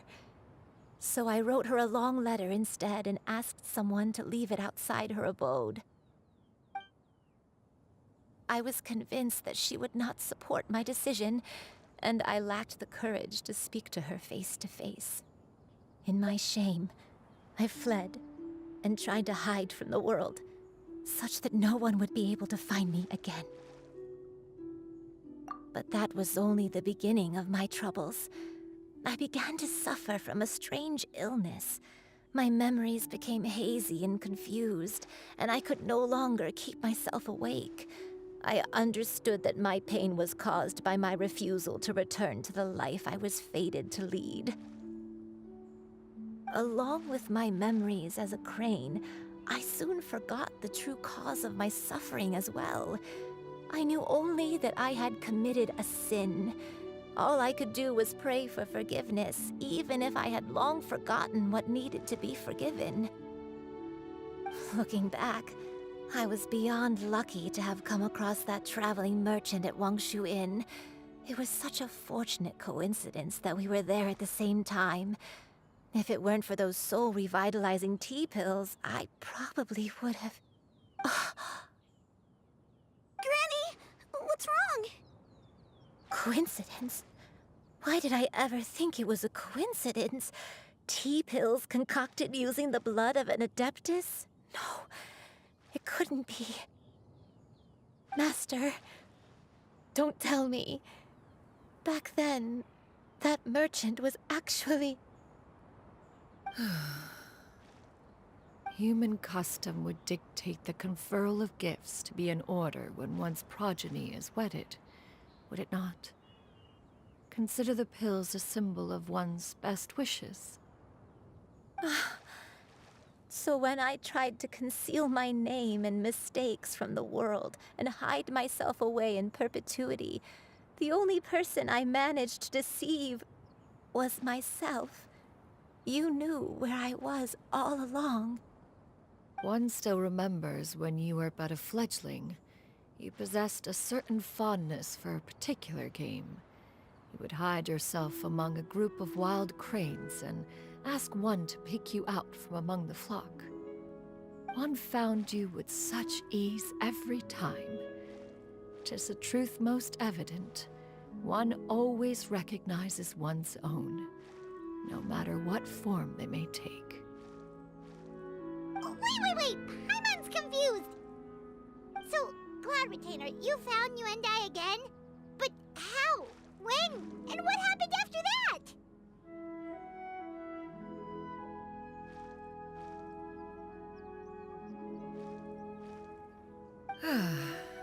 Perhaps it is now time for one to recount the rest of the tale.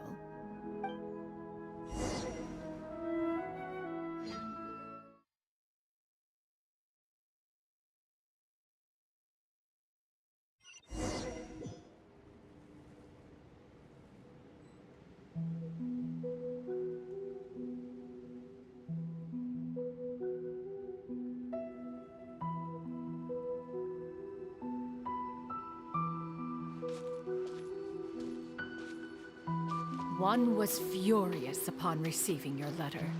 Seized with anger, one set out to bring you to your senses.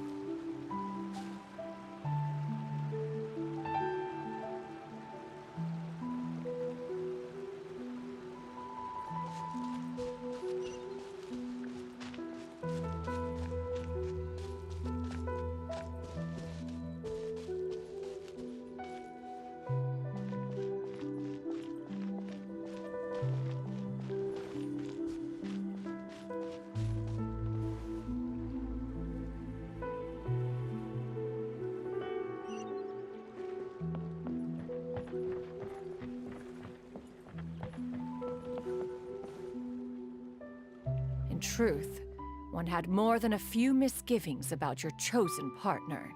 As an exorcist, his talent was lacking. one could hardly say his skill with sigils was any better. But soon, one came to appreciate the devotion he bestowed upon you during your illness.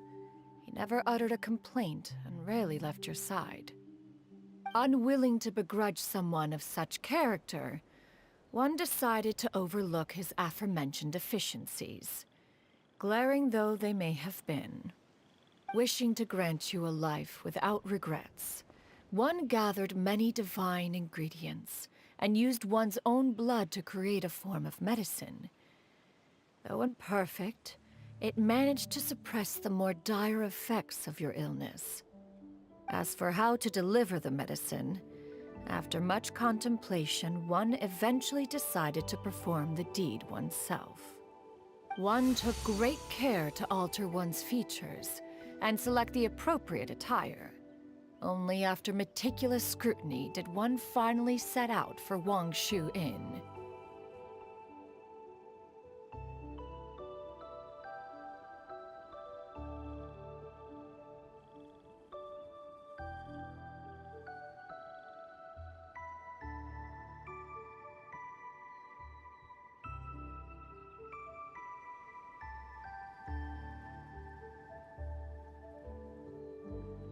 As one expected, you were most ignorant of one's true identity. You showed not even the slightest inkling of recognition.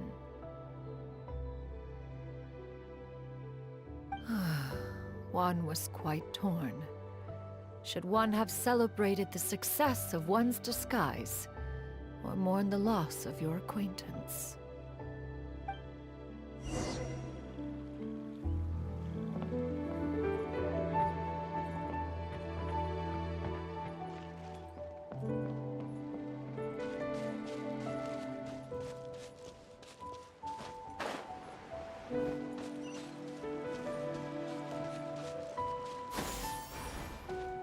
Skyward!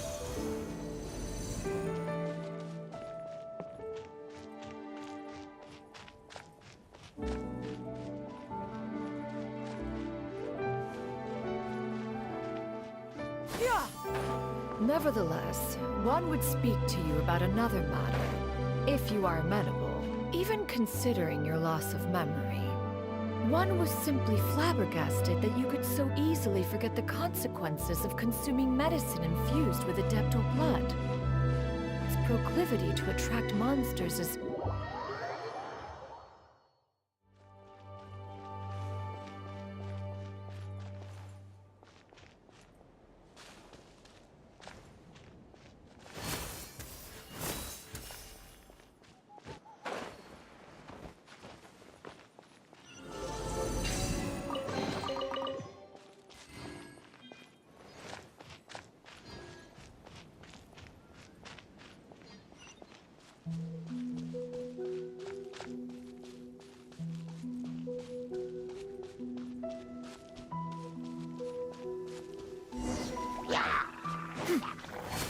Skyward!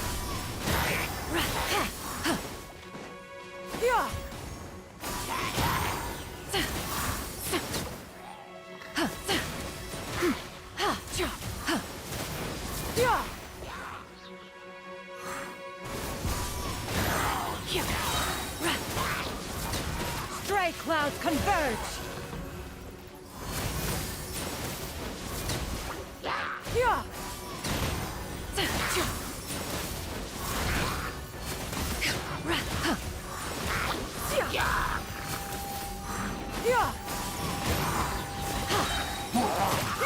Make way for the Adeptus!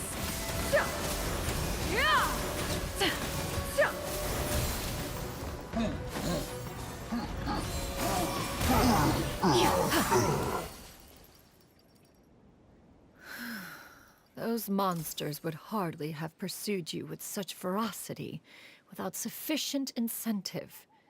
They were likely incited by the presence of godly remains.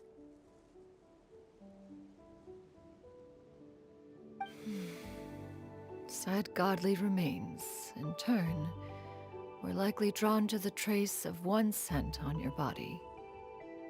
One was, after all, an active participant in the Archon War, Some of the gods were likely shattered by contraptions of one's very making.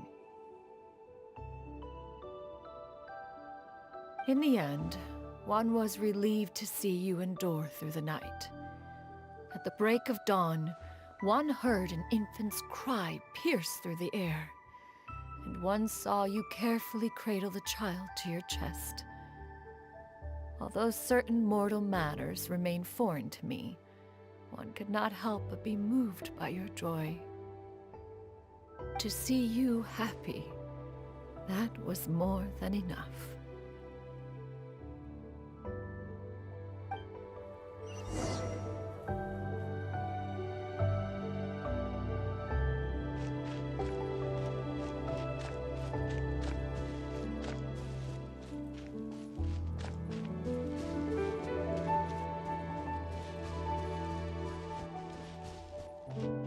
Now you should have a complete understanding of the events. Wait, but if that's true, then the crane who took care of me when I was sick must also be... Ah, one had almost neglected to recount the absurdities of that tale.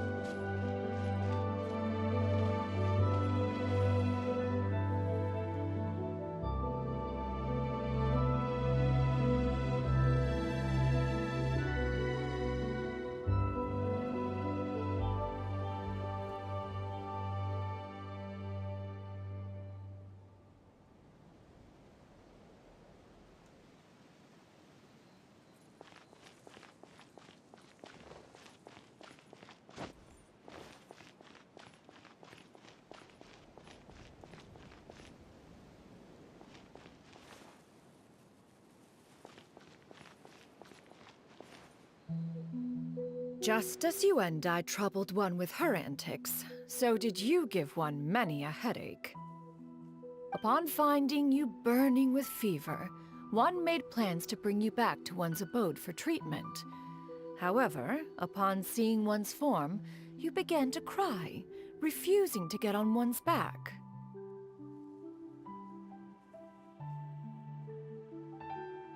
When one asked you why, apparently you believed that one could not possibly be a true Adeptus, because all illuminated cranes are white from tip to toe.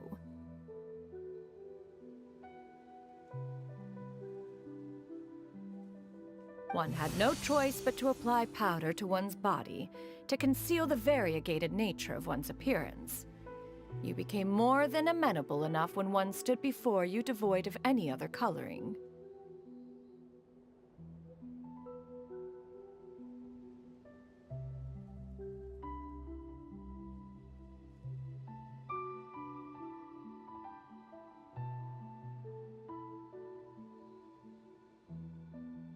It bears mentioning, however, that as a crane, Yuandai was nearly entirely pure white in color. Though you had never encountered her in that form, you still recognize the essence of her being.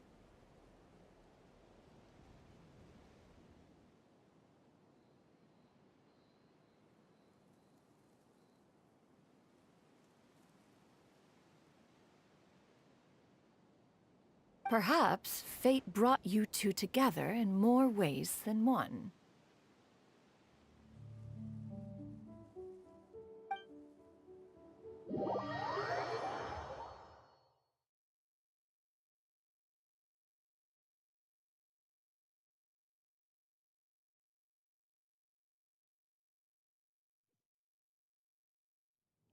Now all has been revealed.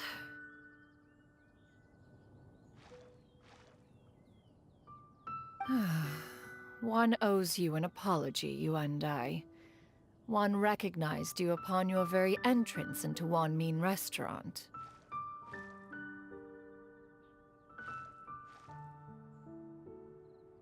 One has always viewed you as a disciple of equal standing with Ganyu and Shenhe. Indeed, One wished to bring your story to a satisfactory end with this visit to Liyue Harbor.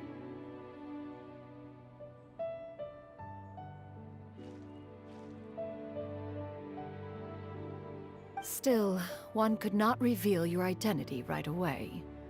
Had one simply informed you of all you had lost, all those cherished memories would merely have become the fictionalized account of another. Memories are most meaningful when recalled by those who lived through them. Would you not agree?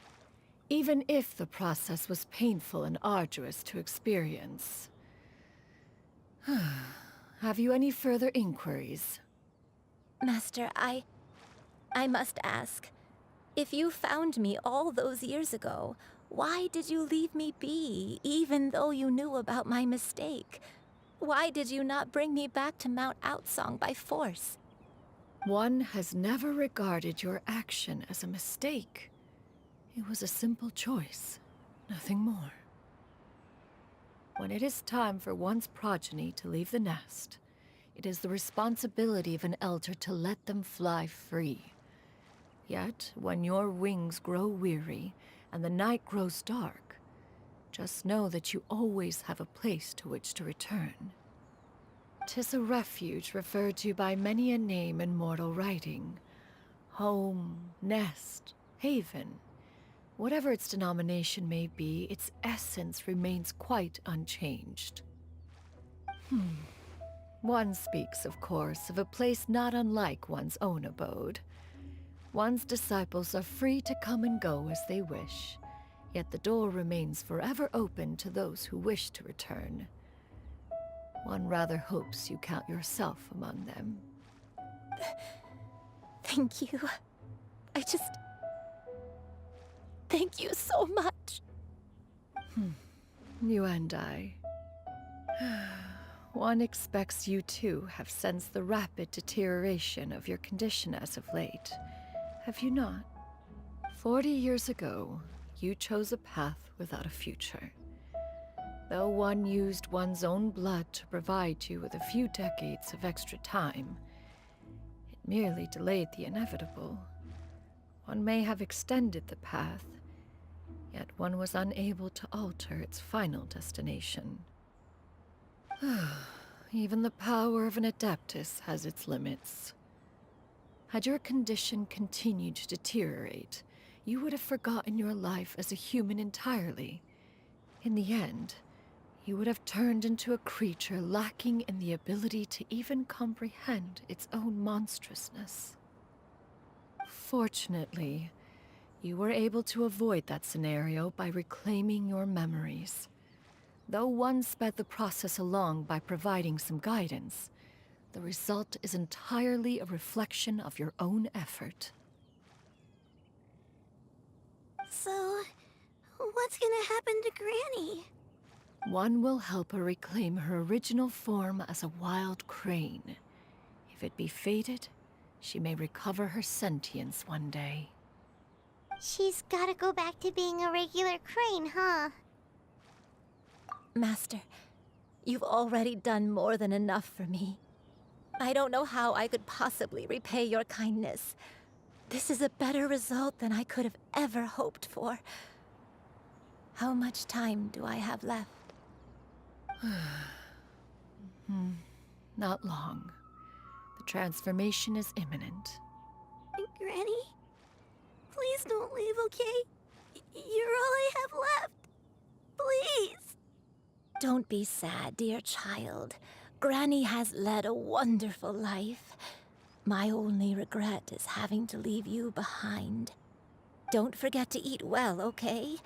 A growing young lady like yourself needs lots of good food to grow big and strong. Promise Granny you'll take good care of yourself when I'm gone. I promise, Granny.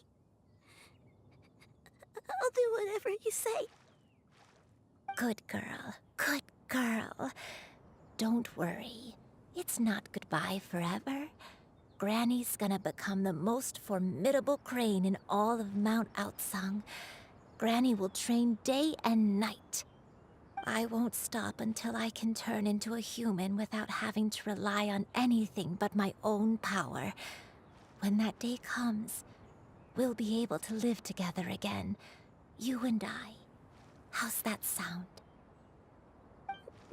Good. That's a good girl. Even though we won't see each other for a little while, as long as we both work hard, we're sure to meet again someday. I'll eat well, Granny. I promise. And I'll wait for you, no matter how long it takes. I'll wait for you to come back. That's a good girl. Then Granny really has no more regrets. I'm so sorry, Master. Thank you for everything.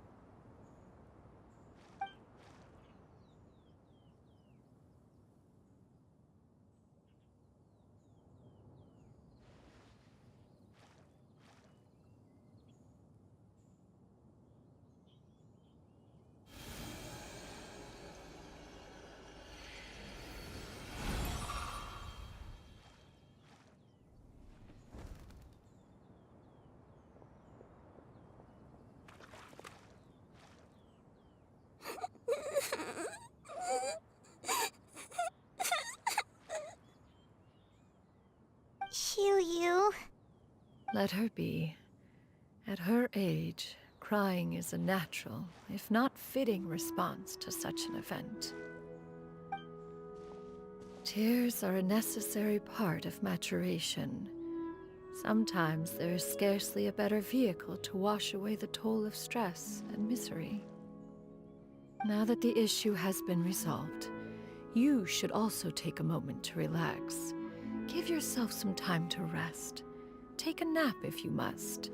One will wake you in due time.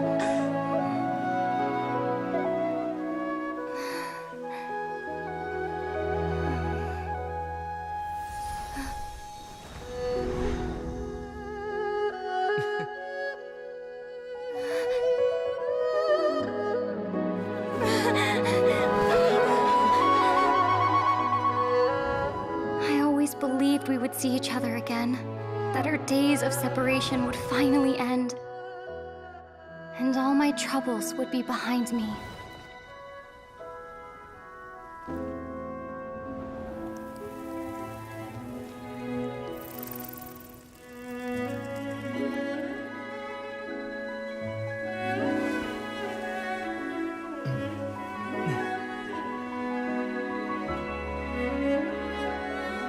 If only things could stay this way forever.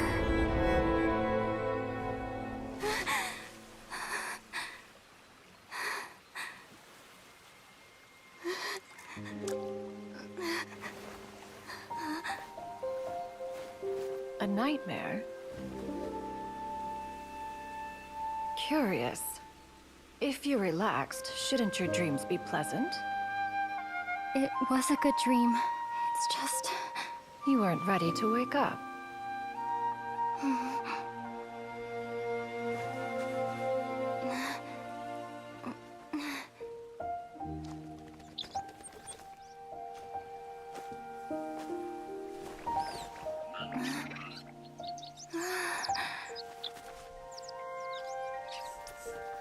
eloquent as one may be, words of comfort are not one's strong suit.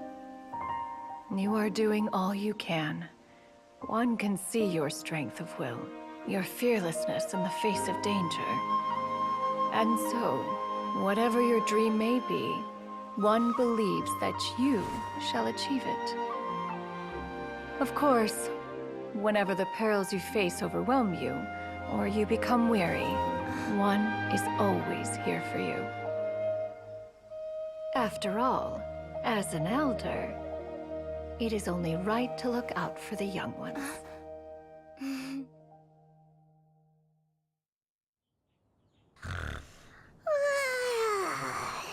Grilled chicken drumsticks. Huh?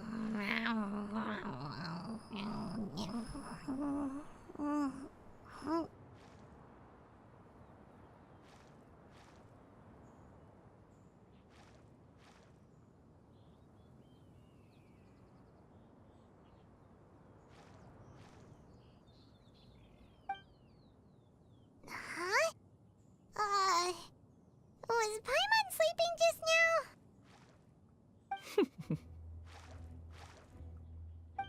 Oh. Oh, Paimon wasn't talking to you. Paimon had a dream about eating grilled chicken drumsticks, that's all. Madam Adeptus?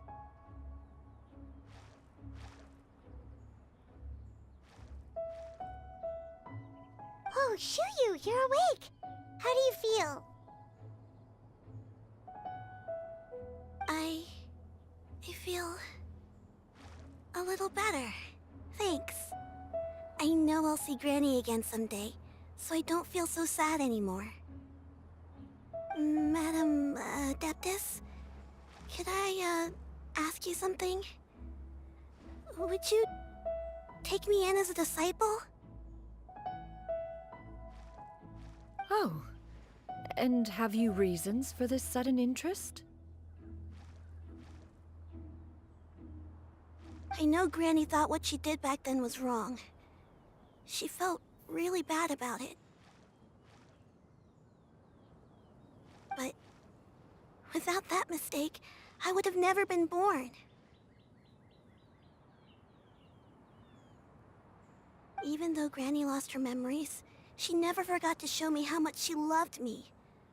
So, I thought maybe one day I could become a cool Adeptus like you and help a whole bunch of people, just like Granny wanted to do. Upon some reflection, one supposes you are no mere mortal. The fact that Yuendai's blood flows through your veins is proof enough of that. If this is what you desire, one shall make it so. Thank you so much, Madam Adeptus. No, I mean, Master. Chuyu, are you sure about this?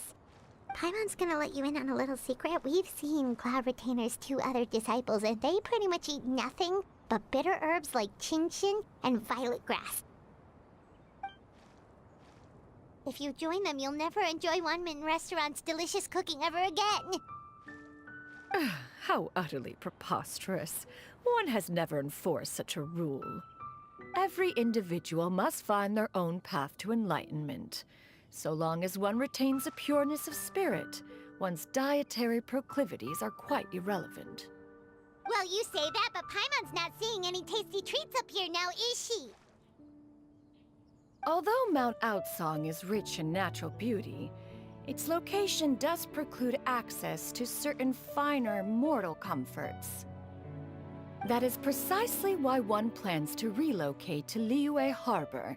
Shuyu shall have the honor of becoming one's first disciple in the human world.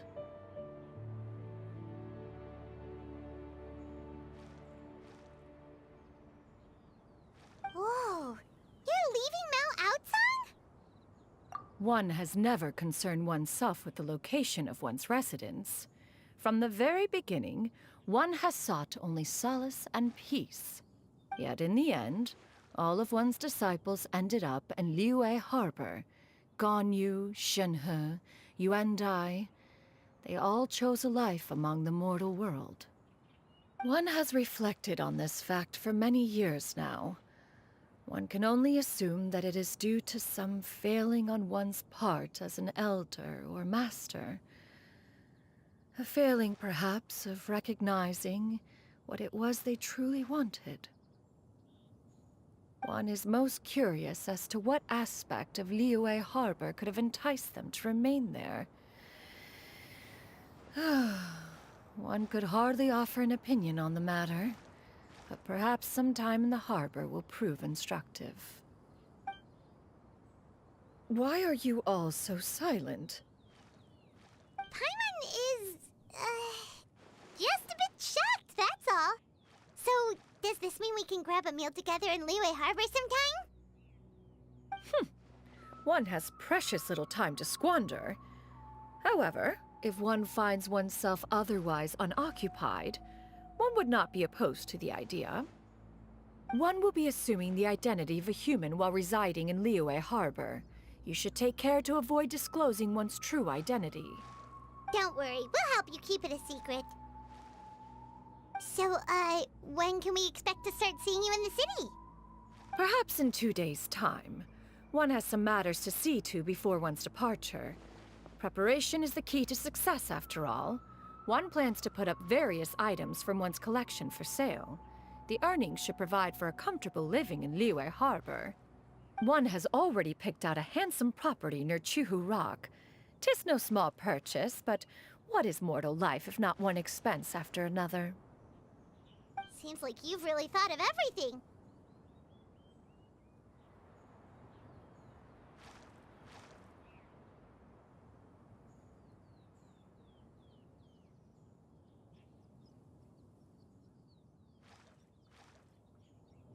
Then how about we meet up in Liyue Harbor in 2 days? A sensible plan. See you then. Oh, also, why don't you take this suspense insomnia mechanism as a souvenir? Anytime you should feel ill at ease in the future, you may try quieting your mind and sitting in meditation as you listen to its melodies. It might help you find a new perspective. Awesome! Thanks, Cloud Retainer! Hey, didn't we promise Shincho that we'd tell him what we found out? Should we make a trip to the Feiyun Commerce Guild? It's totally up to you. So, about your move to Liyue Harbor, you gonna tell the other Adepti about it? I have left an explanatory note in my abode. Those 2 old fossils will discover it, I am sure, should they come seeking my company.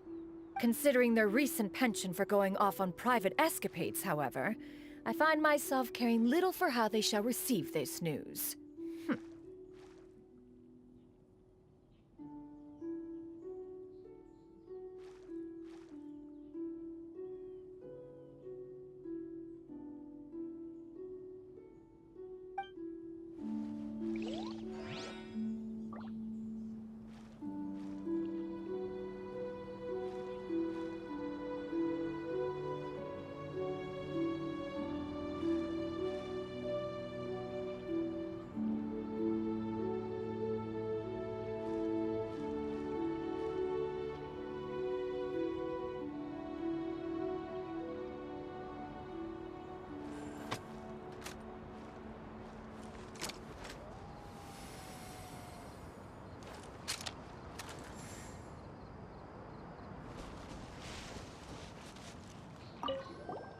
By the way, Shuyu, we have a friend who helped us learn a lot of information about your granny.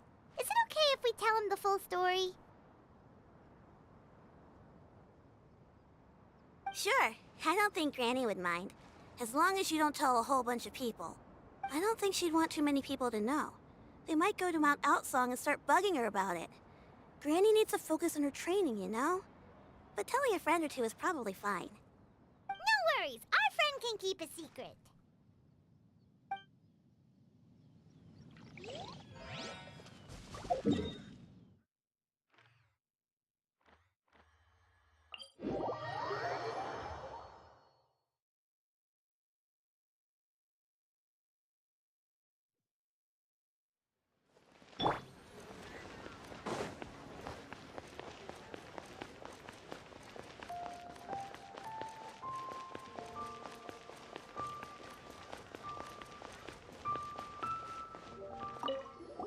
We meet again, dear friends. How did everything go? Great! And it's all thanks to you! Ah, I see. So the stories didn't get it right after all. Even though she was a celebrated heroine, she had to bear a heavy burden that most could not hope to understand. Thank goodness for the help of that Adeptus. At least she was able to recover what she had lost. Although I cannot claim to know exactly how their story will unfold from here, I trust the ending will be a happy one. Those united in a common purpose always find a way back to each other in the end. Thank you for helping me fill in the gaps. And don't worry, I'll keep this all to myself. It's not my story to tell, after all.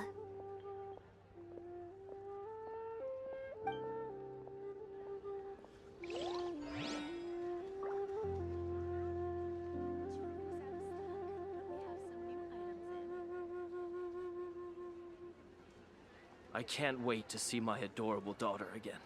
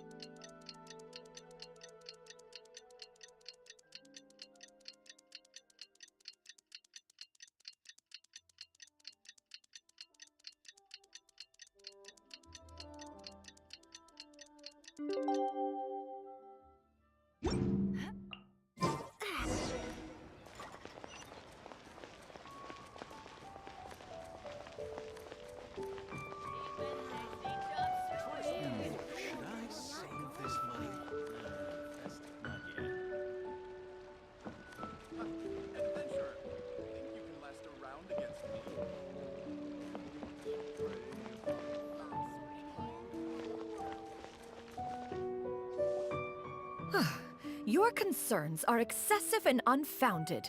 This is but a simple collection of ordinary valuables. Such intense scrutiny is hardly necessary. To be quite honest, your insistence on that fact is my primary cause for concern.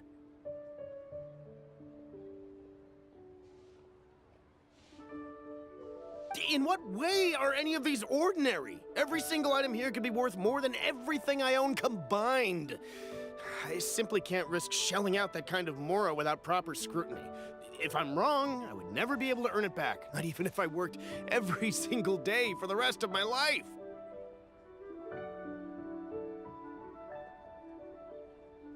I have to be careful. Yes, you can never be too careful.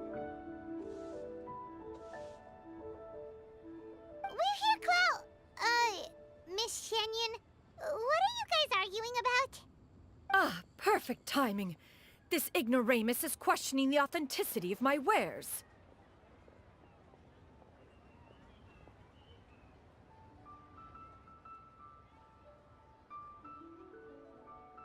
I'll have you know, these items have remained untouched in my personal collection for several hundred years. To question their legitimacy is pure folly. Several hundred years?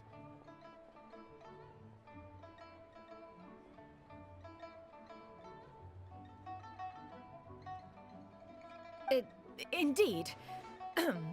They're family heirlooms, you see, passed down over many generations, as families are wont to do. Yep, they've definitely been around a while. We can vouch for her on that one. Hear that? Had I not found myself in need of Mora, I would scarcely have had the heart to part with them. Indeed, you should consider it an honor to even have the opportunity to behold them with your own eyes. Doubt their authenticity any further, and I may just decide to take them to another buyer. Whoa! Please don't go! I apologize for any insult, miss. You see, I know full well that I lack the knowledge to judge the true worth of these items. If you could wait but a moment, I've hired an expert to appraise them for me. He should be here shortly. An expert, you say? Very well. I will wait for a little while longer, then. Traveler, Paimon, this is my new residence. If you have cause to seek my company in the future, this is where you can find me.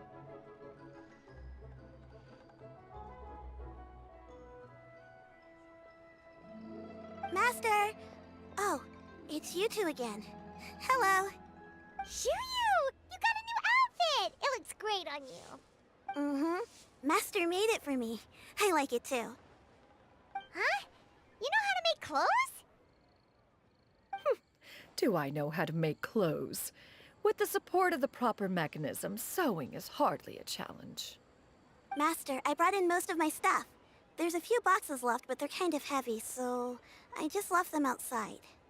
Fret not. I shall help you move them into your room. Actually, I should probably sort through my stuff a bit first. Everything's kind of messy right now, so maybe you could, not look yet, Master? Yeah, that'd be great. It appears my young apprentice has her own fair share of secrets. No matter. Do what you must, child. Now, this expert you mentioned, when can we expect their arrival? Soon. Ah, there he is! Here, allow me to make some introductions. This is Mr. Zhongli, a well-respected consultant at Wangshang Funeral Parlor and an expert in all manner of valuables and antiques. Mr. Zhongli, this is Miss Shenyun. She's the one who's looking to sell the collection of valuables I mentioned earlier.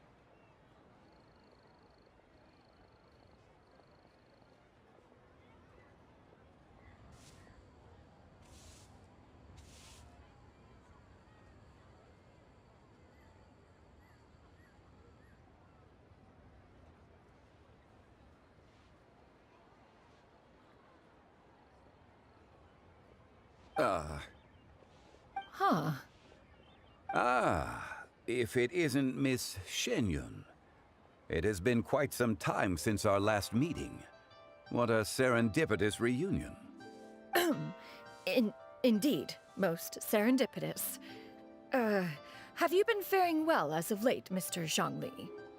Quite well, thank you. I was fortunate enough over the past few days to enjoy both a stroll in the mountains and a fresh brew of tea from the most recent harvest. The experiences left me with such insight and peace. Huh. So you two are already acquainted? Indeed. How fortunate we are that fate has brought us together again. If you are otherwise unaware, allow me to inform you that Miss Shenyun is a well-regarded collector and appraiser. She is well-versed in all fields, and oft-celebrated for her impeccable taste. You stand to gain much from this opportunity. You are too kind, Mr. Zhongli. True collectors pride themselves on their wealth of knowledge and eye for detail. I can say without a doubt that you are foremost in that regard. Why, you flatter me, Miss Shenyun. It would seem that you are as self-effacing as ever. Not at all, Mr. Zhongli. Not at all.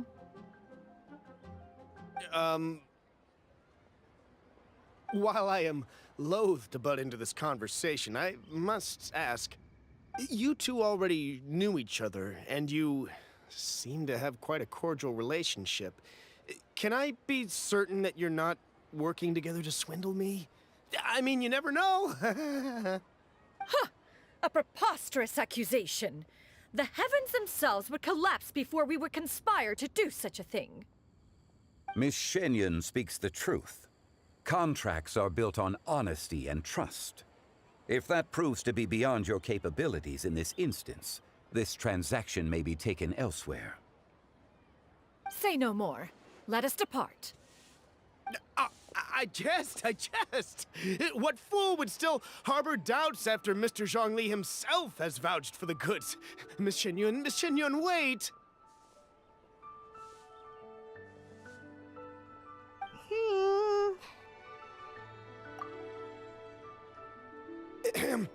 I deeply apologize for doubting you. So, Mr. Zhongli, could you please give me a final verdict on the value of these items? There is no cause for concern. They are indeed rare and precious valuables. Take this mechanism, for instance. Though one may not immediately perceive its purpose, its structure and appearance are exquisite enough to merit it a place in any fine home.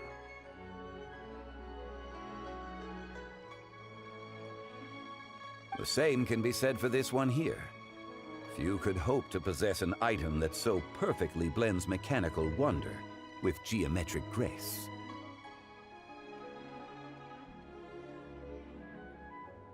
I am sure you have heard from your travels that the study of mechanisms is among the most wondrous arts in this world. With that in mind, I earnestly recommend procuring every last item in this collection. All right. Since I hired you as my consultant, Mr. Zhongli, I shall, of course, trust your good opinion.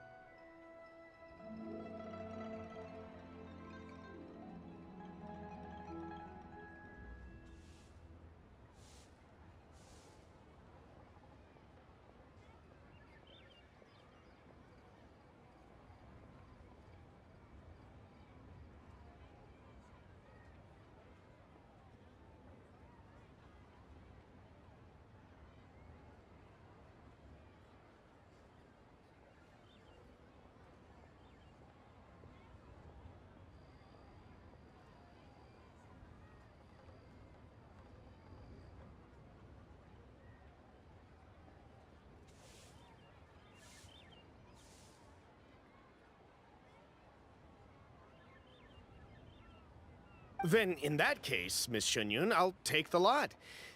However, since the final sum is quite large, how about we start with an initial deposit through the Northland Bank? The Northland Bank? Huh. Oh, you refer to the fiduciary house. Oh, very well.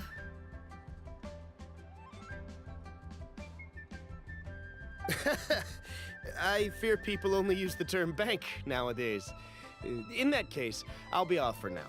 I'll return to collect the goods once you've received the funds.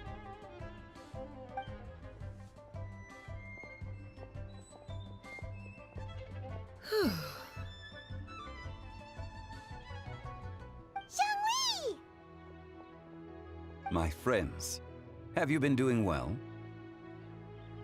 We've been great! How about you? Paimon didn't know you were such a busy consultant! My days have been quite pleasant as well. I had been quietly enjoying a cup of tea when Mr. Xiaozu requested my services. As for you, Miss Shenyun, I presume you must be looking to settle in the city? I must say, the name Shenyun sounds exceedingly strange coming from you. Perhaps you could dispense of that particular epithet in further conversation. Whatever for. Am I not addressing you as a friend should? Well, that is true, but... Alas, refer to me however you will. After all, a name exists such that others may address you with it. One is hardly ignorant of that fact.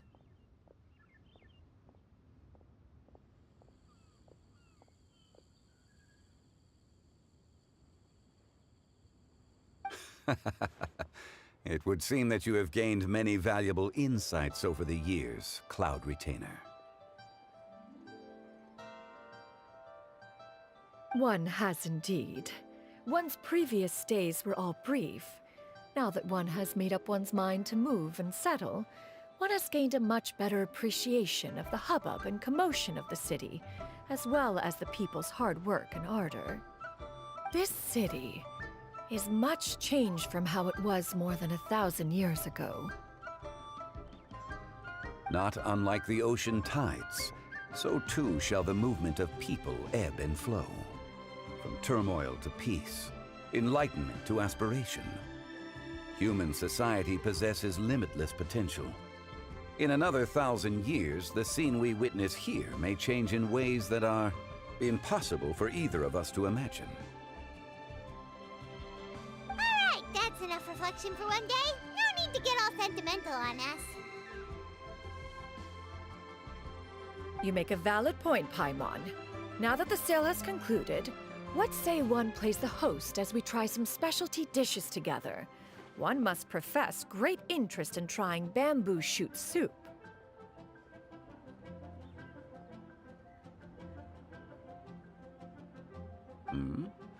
Perhaps you have forgotten, Cloud Retainer, but I once tried my hand at that dish. You were at the table on that occasion, so logic dictates that you should have already tried it. Oh?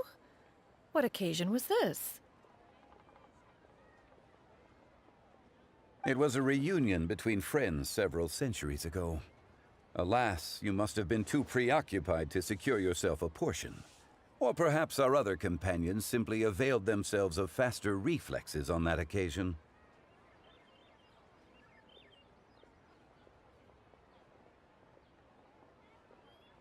Huh! Hardly. 'Twas most certainly out of consideration for the others in attendance. In but a moment, one will show you what it means to have a true deftness of hand. It is settled then. Bamboo shoot soup, mora meat, crab roe tofu, triple-layered consommé. We shall enjoy the lot. One has already passed word to Shenhe and Ganyu to make a reservation. It is prime time for them to meet one's newest disciple. Is that agreeable to everyone? It should be a most splendid occasion. Shu Yu, come now, it is time to dine. Ah, this gentleman over here is Mr. Zhang Li. He is, A humble employee of Wangsheng Funeral Parlor. Pleased to make your acquaintance. Nice to meet you too, Mr. Zhengli. That should be everyone, right? Let's go! Sounds good. Actually, Master, have you ever tried Adeptus' temptation? I heard it's impossible to stop eating after even just one bite. You know, 'cause it's super tempting and stuff. Is that true? That sounds rather implausible. Although with the right preparation, certain dishes can be too delicious to resist. Huh? Why are you all walking so fast? Hey, wait for Paimon! Hey, wait up!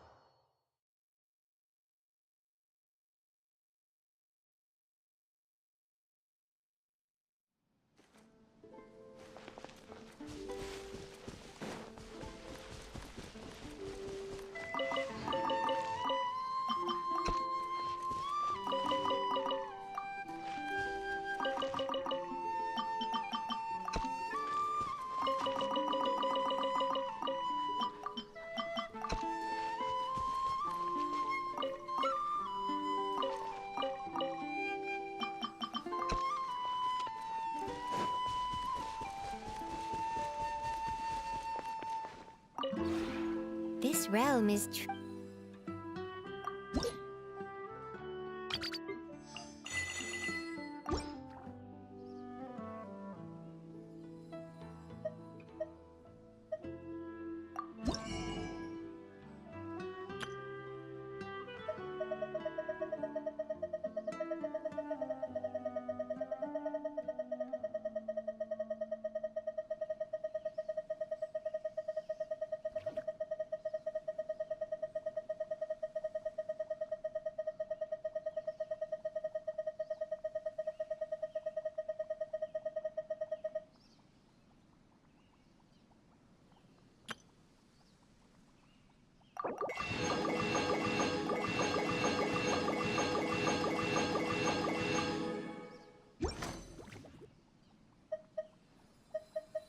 if you ever...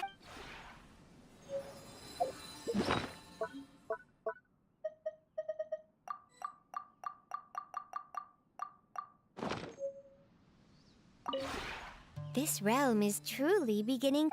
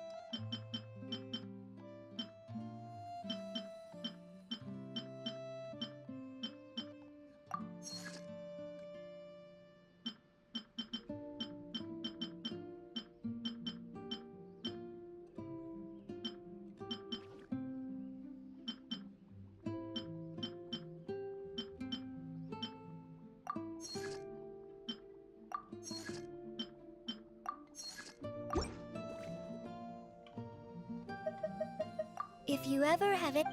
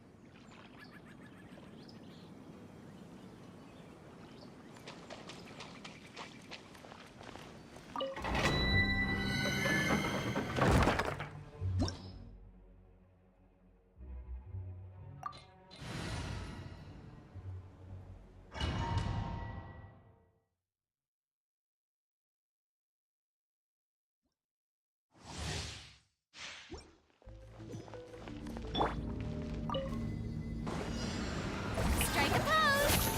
Smile! Coming at ya! Proper send-up! Let my name echo in song!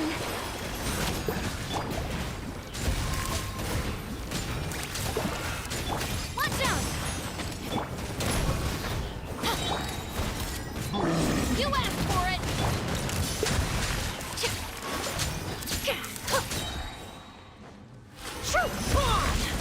Yoo-hoo! Time to shine! Hey there! Proper send-up! From the Spina with love, coming at ya! Say cheese!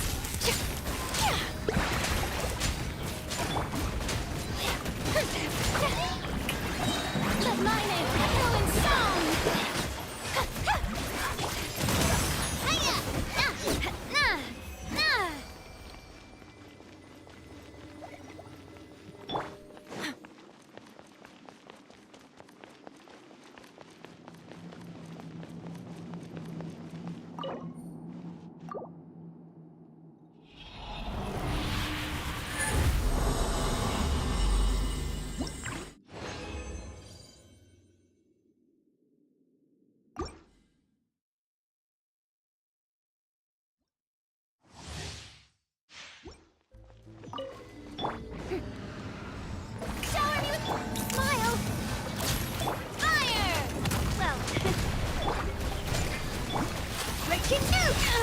Coming at ya! Coming at ya! Let the world collide! Hey there! Fire! Well, hands where I can see them! Stop right there! Yoo-hoo! Hard-hitting explosive! Fire! Well, with promise. Time to shine! Final warning! Watch out! Hey there! You asked for it! Say cheese!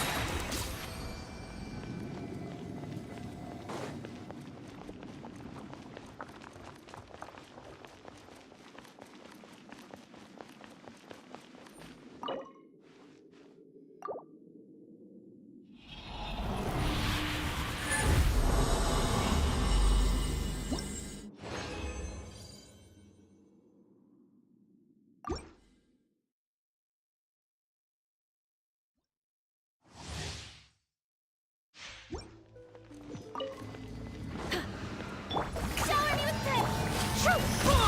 Hold that pose! Hey there! Hiya! Attack! That's the way! Coming at ya! Let my name echo in song! Drop your weapons! Justice will prevail! Breaking news! Watch out! Proper send-off! From the Spinolith coming at ya! Time to shine! Smile! Coming at ya! A proper send-off! From the Spinolith love coming at ya! Stop right there! Say cheese!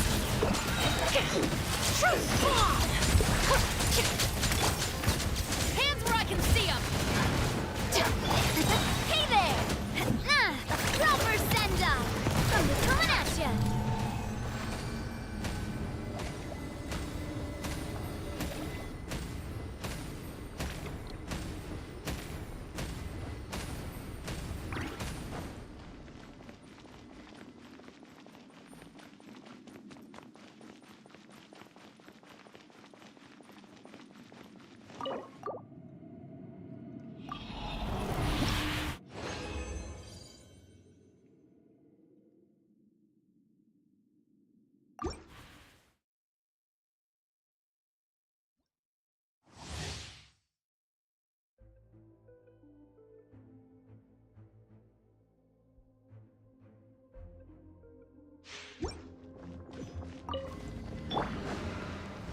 Strike a pose! Let my name echo in song! Hold that pose! Umbrella warfare, I guess!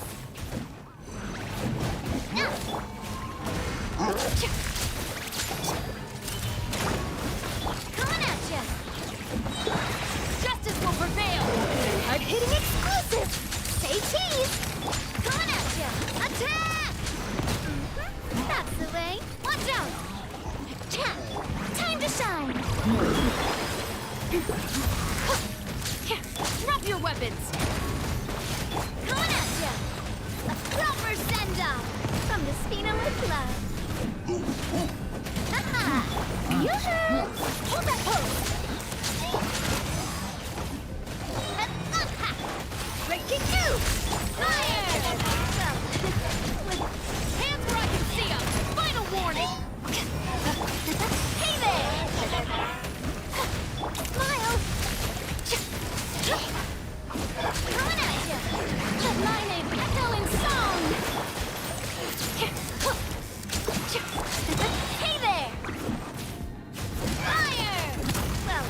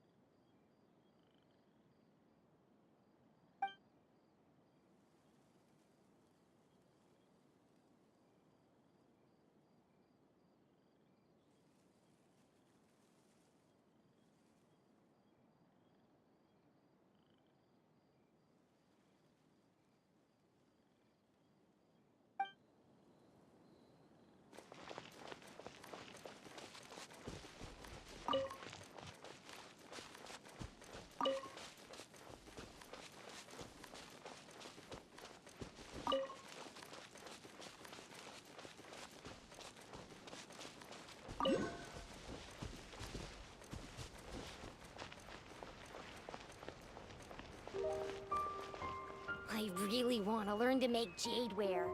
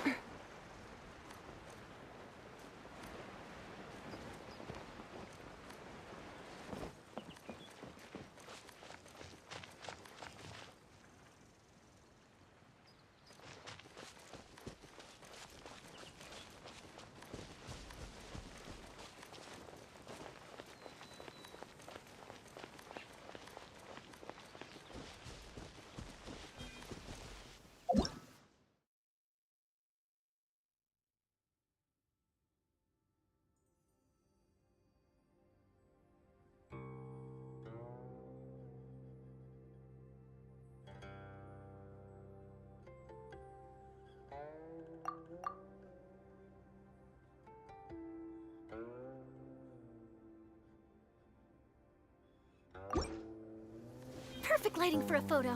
Come on, strike a pose. Don't forget to smile.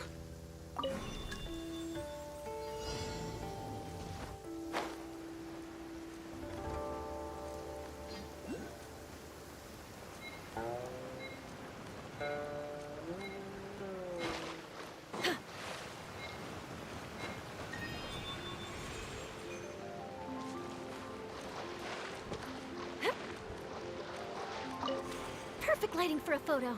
Come on, strike a pose. Don't forget to smile.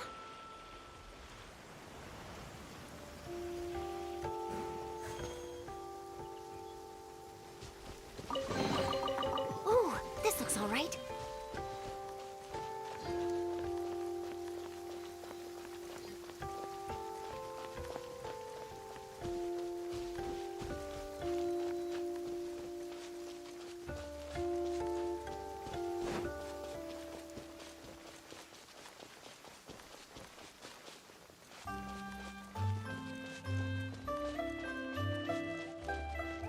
Perfect lighting for a photo. Come on, strike a pose. Don't forget to smile.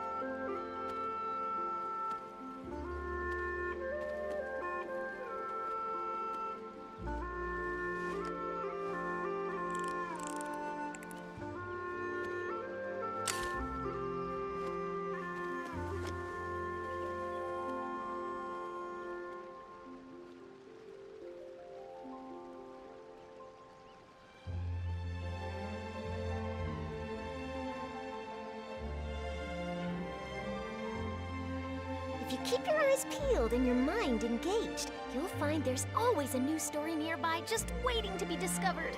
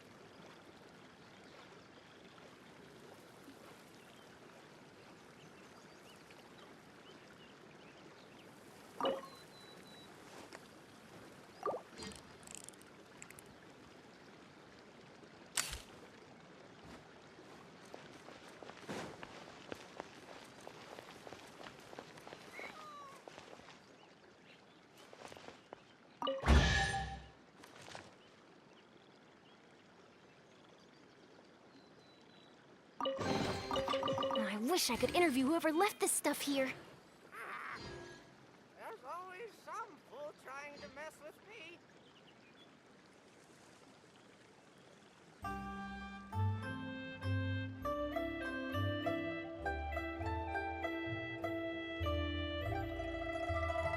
There are lots of journalists in the court of Fontaine, but not all of them hold themselves to a high professional standard.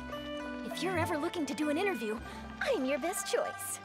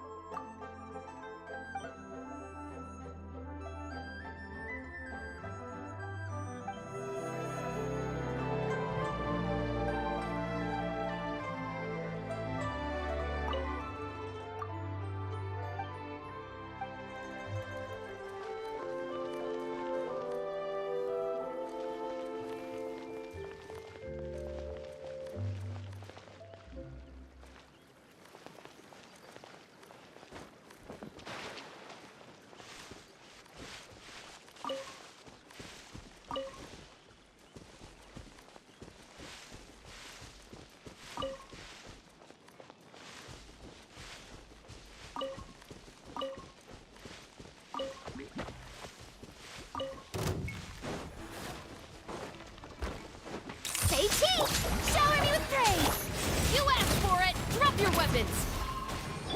Hard-hitting exclusive!